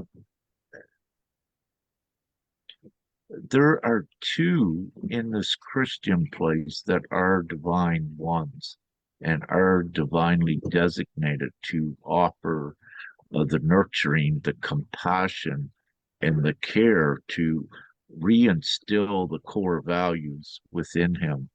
So with this, in this case, because of your prayers, yes, there has been the divine intervention, and this is just the beginning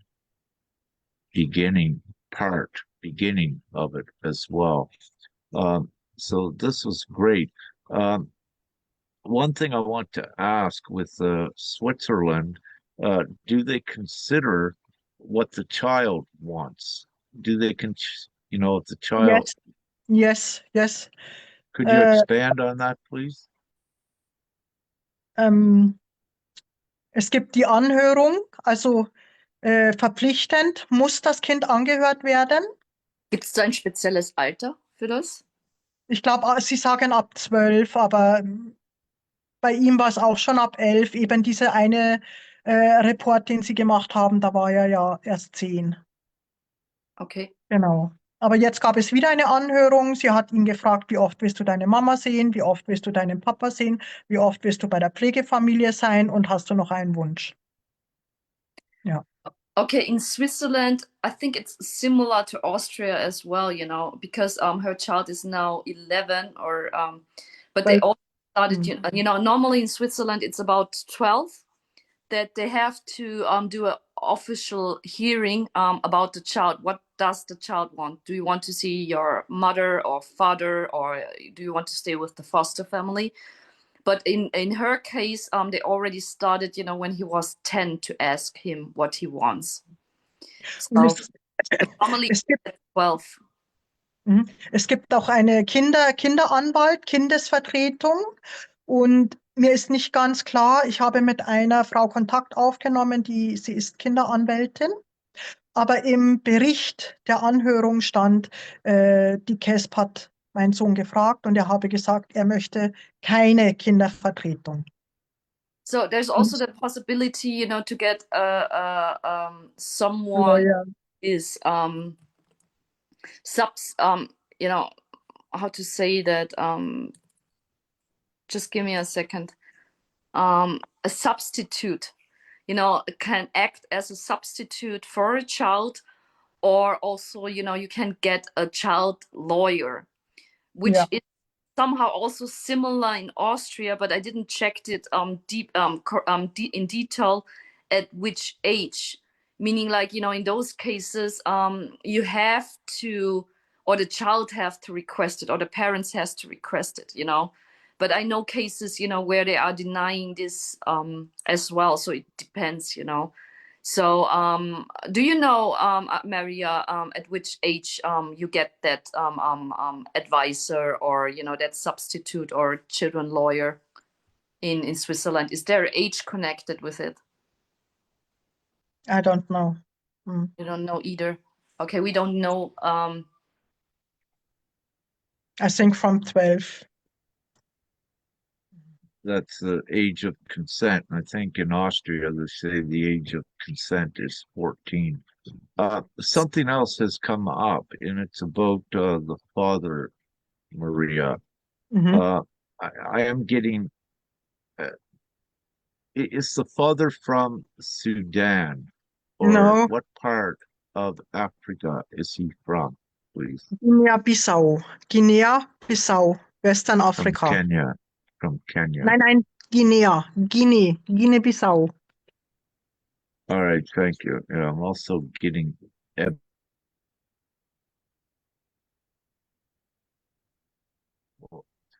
Thank you. I was just curious. I wish to look at something here and check out. All right. So I just checked that in Austria,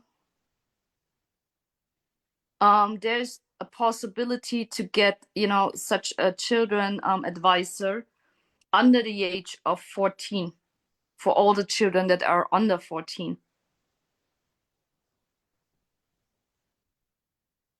So there's a possibility to do that. So, and that one is also able, to take a look into the case, and also to support, to go to the court, or also, to have contact, with everyone involved. So, yeah, so there is a possibility with that. So I didn't know that either fully. But, I also don't know, how specific places are, involved and tied in together. Ja, ich habe auch schon, meine Anwältin sagte mir, diese Kinderanwälte können auch gegen die Eltern sprechen, je nachdem, welche Meinung sie haben. Und wenn sie vom System bezahlt werden oder ja. Yes, so so what Maria mentioned is, that her lawyer mentioned, yes, there is the possibility to get such advisor, but the thing is, if they are paid, from some involved person, they could also again, turn against the parents as Yes. well. So that's the thing, with the decision if you would include someone like this or not, into the whole situation. Yes. Yeah, I'd just like to add there. So with the father, yes, that's why I got the ebony fund first for Kenya. But I'm also this is not directly connected, but also Sudanese is also somehow part of the father's ancestry as well. Ja, So it's viel not ist, als ist. Aha. pardon. Yeah, it's not fully Kenyan. Uh, but where I'm given this deeper information, it means something much deeper also for the future without me explaining things. But to keep it simple, that is also part of the reason we're connected at this time for a divine reason, and the divine implication. Anyways, it would take me so lengthy to explain, but I'll just keep it simple. It is important, but also the father. Where is the father now? He's here in Switzerland. All the time he's Are here. you are you together? Now we are separated. We were together for 2 years. And after the 2 years, I told him he had to leave me because he had stolen and begged for my money and some other things. Yeah. He Now I know he's socialized in his cultural way, like Muslimic men are. They don't do anything with the woman; they just do something with their friends. So I felt very lonely. And yeah, after all this, after he started to take my money, I told him he had to go, and I had to take the police. And this is another reason. The police made a report, and after this report, it started that I had to go to the government, and to this was really I came in touch with all the government, and they start to make all the reports about us. But he lives here, and my son loves him, and they have a ritual. He cooks for him rice, African way rice, and my son sometimes he did not eat anything, only the rice from his father. And the father, he has another daughter with a Swiss woman. I think she's 3 years older than our son. And at the same time, like my son, this girl, she also came into an institution and is still there. This is very strange for me. No, not at all, because we're seeing part of that racism and prejudice that you Racism, brought yeah. up as well. And see, it's the belief systems again. So this is beginning to make more sense with psychological conformity with the children. For one of the reasons, the indigenous peoples and also in Africa, their belief systems at the core is more of a connection to Connected, creator, if you yes. Yeah, will. yeah, yeah, yeah. And this is prevalent as one of the main threats throughout antiquity with the children again, and we can jump to Canada with the residential schools and all of that. But nevertheless, so it is, yeah, again. So in Switzerland, with the Constitution, well, no, I won't even go into the constitutions again because they are all not what they appear. They're all fraudulent as well worldwide, because there is no protection, if you will, from any of that, because it's really just a protocol, a guidelines for a government to follow to let ones know what rights a government can say they have, but also at the same time violate them and take them back. But the point I was making is that, yeah, to totally conform one from their other beliefs because of the threat. Now, what I'm speaking about goes on the deepest level of the evil and the actual darkness with it's aligned with their intent to cut and sever that belief system so one's more easily conformed and are managed much easier to fit into the enslavement society. Yeah, interesting. Thank you. Oh, I just have a question, Maria. I think in the chat you have mentioned there's something what I wanted to re-ask. It's something with the law of Switzerland. You mentioned something that they don't have to prove anything, right? There was some. We had a Yeah, chat. yeah. Mhm. Could you repeat Yes. that, Rick? That is somehow interesting. There's something different in the Switzerland law. Die KESB hat alle Gewalten. Die KESB darf quasi, es ist ja kein Strafgericht, deswegen muss man keine Beweise liefern.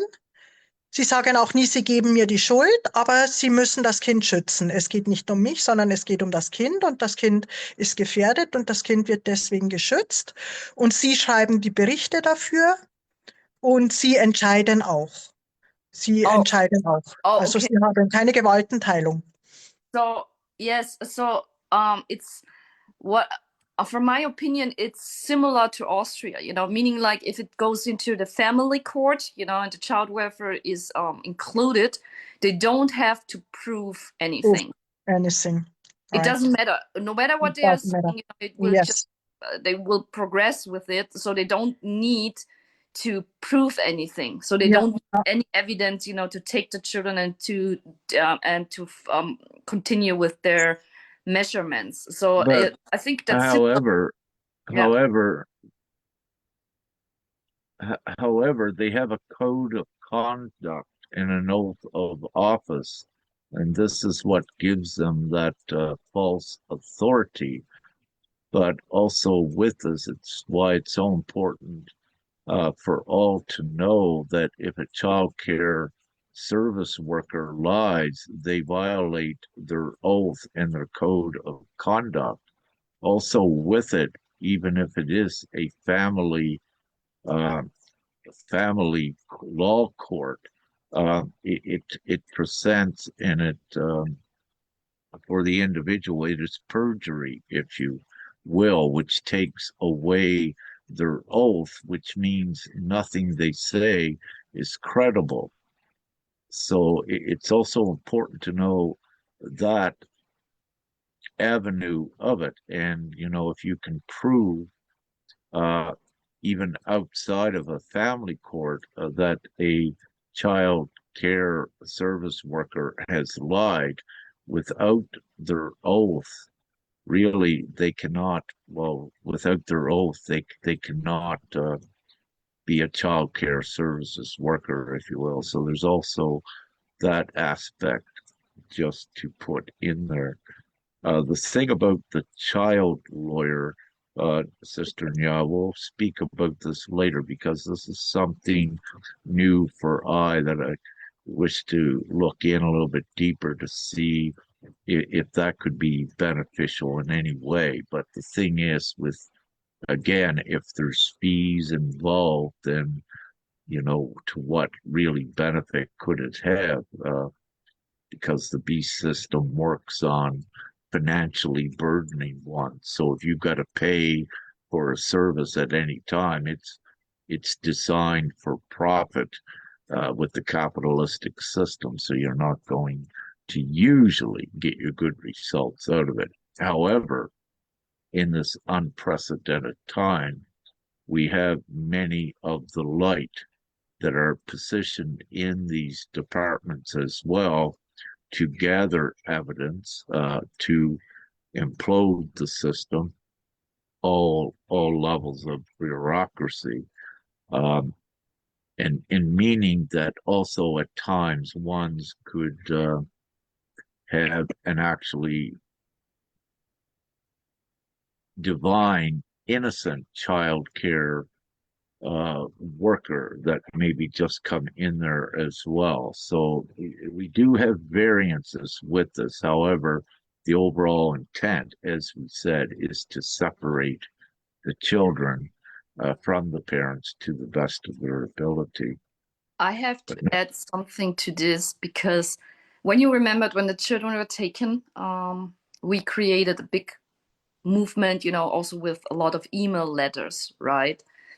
So because of something as I remember back then Tony had the wrong addresses. Instead of the child welfare departments, the child social services departments in whole Austria, he got that email address, from the child lawyer. So back then, when the huge amount of emails were sent, to all the police station and all other places, we also sent it, all over to that places, and none of them replied. I think only one replied, and this was in Upper Austria, to give us information. But what, from my remembrance, they were already informed from the day the children were taken. So that was the 21st of March. So divinely, we were already contacting them at first, at the beginning. So what I have read is mostly, you know, when you go through that custody or, you know, process, you can ask, you know, for, you know, advisor for the children, and it will end, you know, at the end of the process, meaning like, you know, when the child is taken, you know, to some places. So I just want to add that as an information. Oops. Yeah, we've been on here quite long, haven't we? This is a quite a lengthy interview here, I believe. Is there perhaps we should begin to wrap this up if it resonates, unless is there anything more, Maria, sister, to share at this time, or anything else, Sister Nya? Uh, I did not understand everything what you told, especially about this place. You said you had the information from God. This is the right place for him. Uh, Yeah, may you share briefly, Sister Nya, in German, what I had said about okay. that, what Father said, the Christian Oh, place he's I'm trying. currently in? Yeah. I'm trying the best to remember. So, so Prime Father, so der Gottvater-Aspekt, es gibt ja Gottvater und Gottmutter, gab die Information eben weiter, dass eben David, dass das wirklich eine göttliche Fügung ist, dass David in dem Internat ist. Das heißt, dass da auch zwei göttliche Personen, also also göttliche also wirklich Menschen oder Seelen mit sehr viel Mitgefühl und höheren Werten, die da sind, um deinen Sohn wieder aufzufangen und zu revitalisieren oder rehabilitieren. Mir fällt das Wort jetzt Ja, gerade nicht. ich verstehe es. Es geht auch generell auch darum, weil er auch eine besondere Seele ist, dass seine göttliche Identität wiederhergestellt wird, sozusagen. Also seine Göttlichkeit, sein Funke, also das wird jetzt momentan auch in diesem Internat mehr oder weniger, also er wird da wirklich auch wieder aufgebaut. Das heißt, es ist alles auch eine göttliche Fügung, dass er da eben in diesem Internat ist. Das ist auch eben die Bestätigung für dich, dass seine Gebete eben erhört worden sind und dass es ihm gut geht in diesem Internat eben auch. Ja. Weil er ist, wer er ist. Also ich glaube, da weißt du eh selber, dass er eine ganz Yeah. besondere Seele ist. To take fear out of one, you give them love, which is the basics, which is the opposite. So in this case, yes, the compassion and nurturing that is coming from this Christian place, and I'm also given there's two particular divine feminine in there to whatever degree. It doesn't mean that they need to know their divine feminine, but they are very good, compassionate, nurturing souls.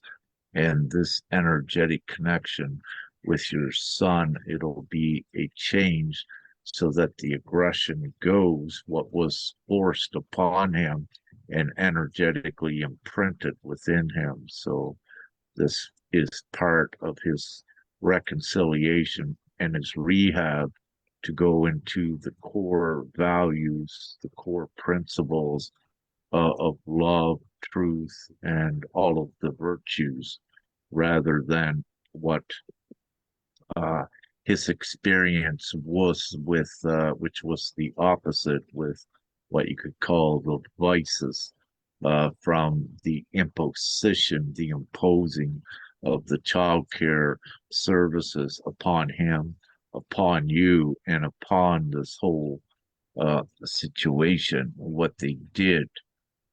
So the energetic stress effects is being rehabilitated with him. There has been the divine intervention in this. So your prayers, if you will, were answered to this effect.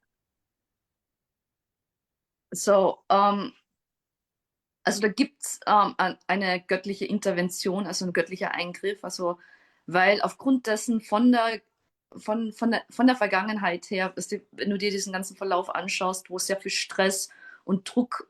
Whoa, whoa, whoa, stop. When you use that word Fungenheinten, or what does that mean? Because every time you use that twice, What did I and say? Father What, says no on that. It sounds like Fungenheinten or something. When you just, this is twice you use that German word, and I get a no on it. Maria, did you What hear does it mean? what word it was?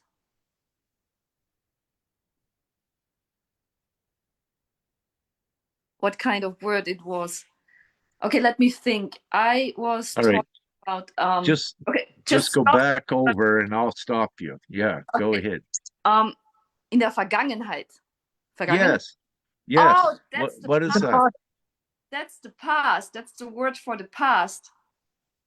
Oh, well, Father's saying, yeah, get a no on that. So don't use that in this translation for whatever reason. Okay. Okay. Let me rethink to use a different word instead of it's again, with the fair insight. We know that. We talked about it with the word verstanden also. But yes, so da ohne dieses Wort Vergangenheit. Aufgrund, Just let it all go. Don't reference it. We don't need to. ja, aufgrund der, There's been divine intervention in this now to go forward. ja, So it auf, really doesn't matter what ja, happened in the past. also es wird auf alle Fälle die Grundprinzipien, was der Liebe, Geborgenheit, es ist eben so, dass die ja ähm, dass da ja viel Stress und Angst ausgeübt worden ist und Druck. Und das wird sozusagen eben mit Liebe dann wieder harmonisiert. Und das bekommt dein Sohn dann eben auch in diesem Internat von zwei sehr liebevollen, mitfühlenden Wesen. Die wissen vielleicht nicht, wer sie sind, aber die geben ihnen das. Und aufgrund dessen wird auch eben dieser Imprint, dieser Angstimprint, dieser Druck und alles, was eben passiert ist, wieder harmonisiert und verändert. Das heißt, das ist so wie eine Rehabilitation für deinen Sohn, also wieder ein Aufbau, also eine Wiedergutmachung oder ein Ausgleich. Und das alles ist halt eben wirklich göttlich gefügt. Also um das so kurz zusammenzufassen, ohne das Wort zu benutzen. Also wenn dir das hilft. super. Wollte auch noch kurz, ich habe dir ja vorhin noch eine kurze Nachricht gemacht, dass ich meinen Sohn nur einmal im Juni sehen darf. Und dann habe ich wirklich gebetet und habe gesagt, Gott, das geht nicht. Wieso? Ich kann nicht mehr. Das ist zu sehr ich leide zu sehr. Und dann habe ich meinen Freund angerufen und habe gesagt, weil ja nach der Planung wäre es so gewesen, mein Sohn wäre am Freitag zum Kardiolog gegangen. Ich hätte ihn begleitet und nach dem Kardiologe hätte er zurück müssen. Und du kannst dir das nicht vorstellen. Also für 3 Wochen hätte ich ihn dann nicht gesehen. Und dann habe ich gesagt, nein, das ist Folter, das halte ich nicht aus. Und habe meinem Freund angerufen und gesagt, nach dem Kardiologietermin werde ich mein Kind nach Hause nehmen und dann wird die Polizei holen. Kannst du das filmen? Und ich war so entschlossen in mir, dass ich gesagt habe, jetzt ist fertig, das mache ich nicht mehr mit. Und dann kam die Nachricht von dem Betreuer im Heim, der dann gesagt hat, eben der Beistand hat einen Fehler gemacht, das Wochenende darf er doch zu mir. Okay, she just want to share her beautiful story that, normally they denied her to see her son. They only allowed her to see her son, for one time, one weekend in June. And they also got a appointment at the doctor for his heart, at the cardiology. And at that point, she was a very sad and depressed, praying to God, to God Father, and telling him that she can't hold on to this, and he have to intervene. So what then happened was that one of the advisor called her and told her that made a mistake. So now she is seeing her son. Yes. Just Monica child after the doctor, and take him there, and also, risk, the police to come, but God Yes. intervened again. Yes, and see her child wanted to share the cool story as well, and also, her connection with God, and that he that he did another intervention, in her favor. Yes. Absolutely. Father says, don't complain about that past and let it go because you are in the moment to go forward. So it's also important and customized Our divine instruction is for you, yes, to don't put much thought in what happened in the past. This is the thing. Don't complain any longer at you being the victim, if you will, because you are, uh, because of divine intervention, to the degree you're coming out of that victimhood place. And it's so important that you don't think and have that blame to the past because it could cause conflict in your now in the path that's already been set out for you by um, let's say, Father God. So you want to trust fully and follow that. And you don't Yeah, want to look into trust. the Yes. past because divinity is let divinity control the situation. So you just let go of all the past and you watch how things evolve. It's important. So you're on the other side of the rainbow, if you will. Thank you. Hast du jetzt alles verstanden oder gab es da was da noch einigen sollte? Maria. Es wird ja aufgezeichnet. Ich kann es dann noch mal in Ruhe Ja, angucken. kurz sagen, also es ist für dich empfohlen, nicht in der Vergangenheit zu Ja, schwellen, sondern komplett wegzuschieben, sich auch nicht mehr drüber zu beklagen oder ja, sich zu beschweren darüber. Also lass es einfach los. ja. Anderen Ende des Regenbogens, alles, was du jetzt festhaltest, was Mhm. passiert ist, würde deine Realität natürlich verändern.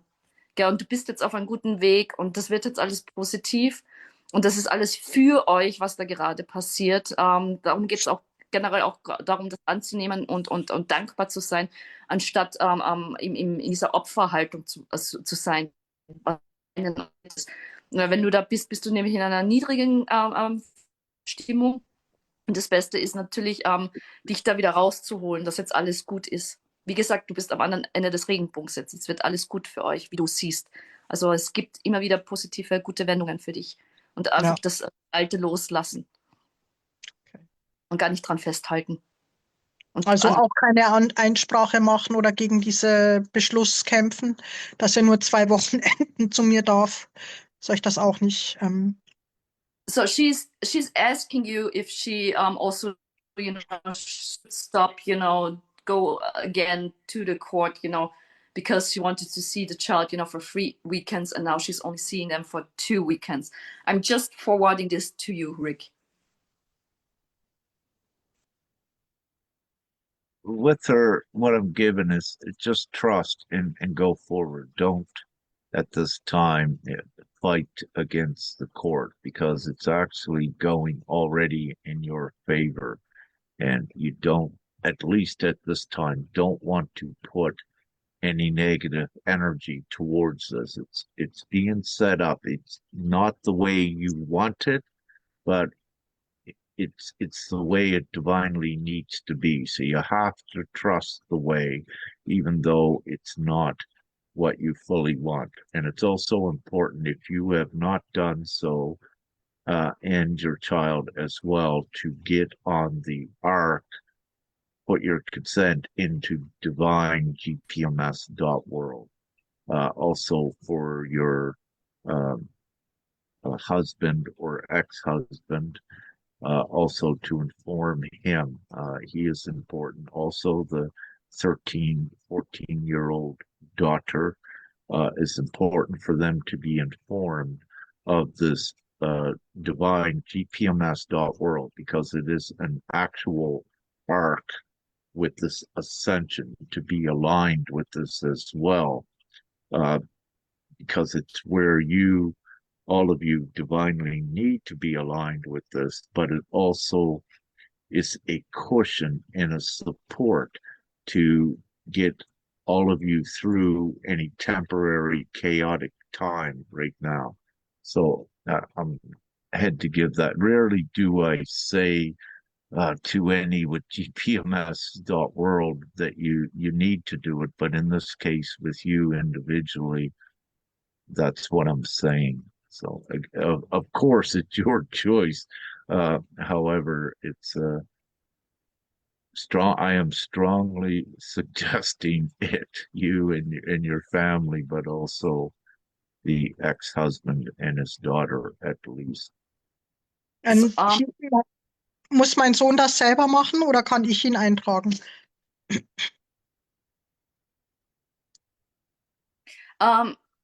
das Beste ist, dass du ihn das vielleicht kurz sagst oder erklärst und wenn er eben zustimmt, kannst du ihn eintragen, ja. Auf alle Fälle. Sonst brauche ich dann nichts übersetzen, oder? Hast du alles vollständig soweit verstanden? Ja, also du bist momentan schon auf einem guten Weg. Also es wird gerade alles positiv für dich.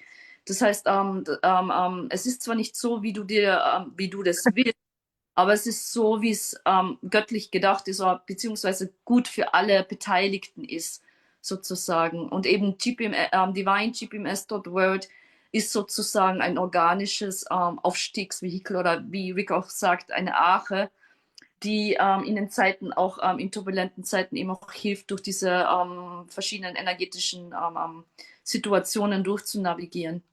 Und ja, es ist supported und es ist für die Menschheit gebracht von Gott. Also Divine GPMS. Also das kann ich sagen. Und er hat meistens macht er das nicht, dass er zu jemandem sagt, dass das zustimmen sollte. Und das ist wirklich sehr rar. Das macht keiner von uns. Also wir geben jemandem die Wahl.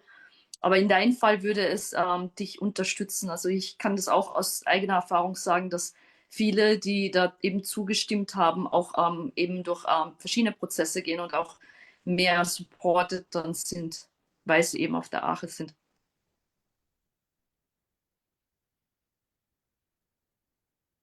GPMS is a contract with your intrinsic rights, which is, we have a lot of them listed on the decree, because the decree is an actual contract as well.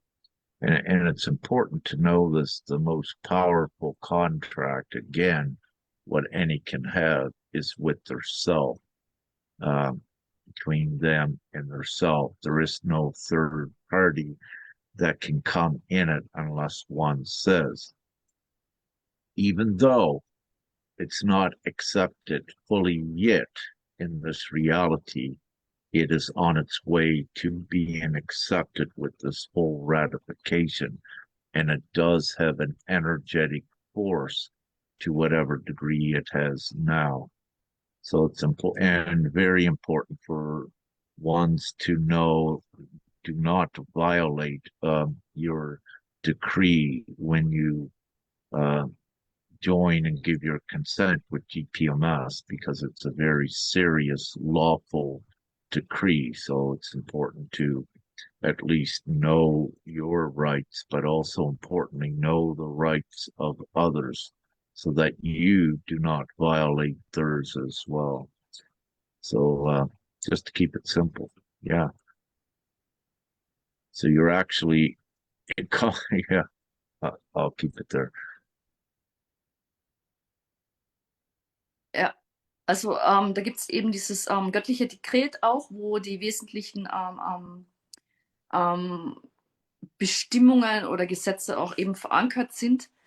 Und es ist auch eben gut zu wissen oder informiert zu sein über eben die Menschenrechte. Wobei es ist auch so, dass diese eben auch im Einklang eigentlich zu ja, eben diesen höheren Bewusstsein steht, wo man auch eben sagt, dass eben Kinder eben gleichberechtigt sind und so weiter und so fort. Also es ist gut, wenn du dir das einfach anschaust, weil es geht auch Mhm. eben generell darum, Dekret ist auch sozusagen ein Vertrag. Und Ja, der höchste Vertrag ist der Vertrag mit dir selber. Und was man eben auch nicht vergessen sollte, ist, dass man dann eben nicht etwas von diesem Vertrag dann eben auch bricht. Ja, okay. ich meine, die Basis ist natürlich, niemanden anderen zu schaden. Aber wenn du dir das anschaust und wenn du dieses durchliest, wirst du da eine gewisse, diese Resonanz auch sehen. Ich glaube, ich habe dir das eh schon weitergeleitet. Ja, Das sieht ich man habe schon unter angeguckt. Dekret Mhm. eben und Ja, das sind diese Punkte. Und ja, und eben wenn man eben da die Zustimmung gibt, geht man eben auch diesen Vertrag mit sich selber, also dieses göttliche Dekret dann eben auch ein. Genau. Und das geht dann eben in beide Richtungen für dich selbst und auch für andere, dass du das eben auch nicht brichst. okay. Genau. Hast du sonst noch welche Fragen? Nee, ich glaube, es war jetzt sehr lange. Okay. Ja, Oh, war sehr great. lang. Ja, thank Yeah. you. So I'll stop the recording on Facebook, and with that love and light and gratitude to all of you on Facebook, and of course all around Thank you so the world. So we'll stop that.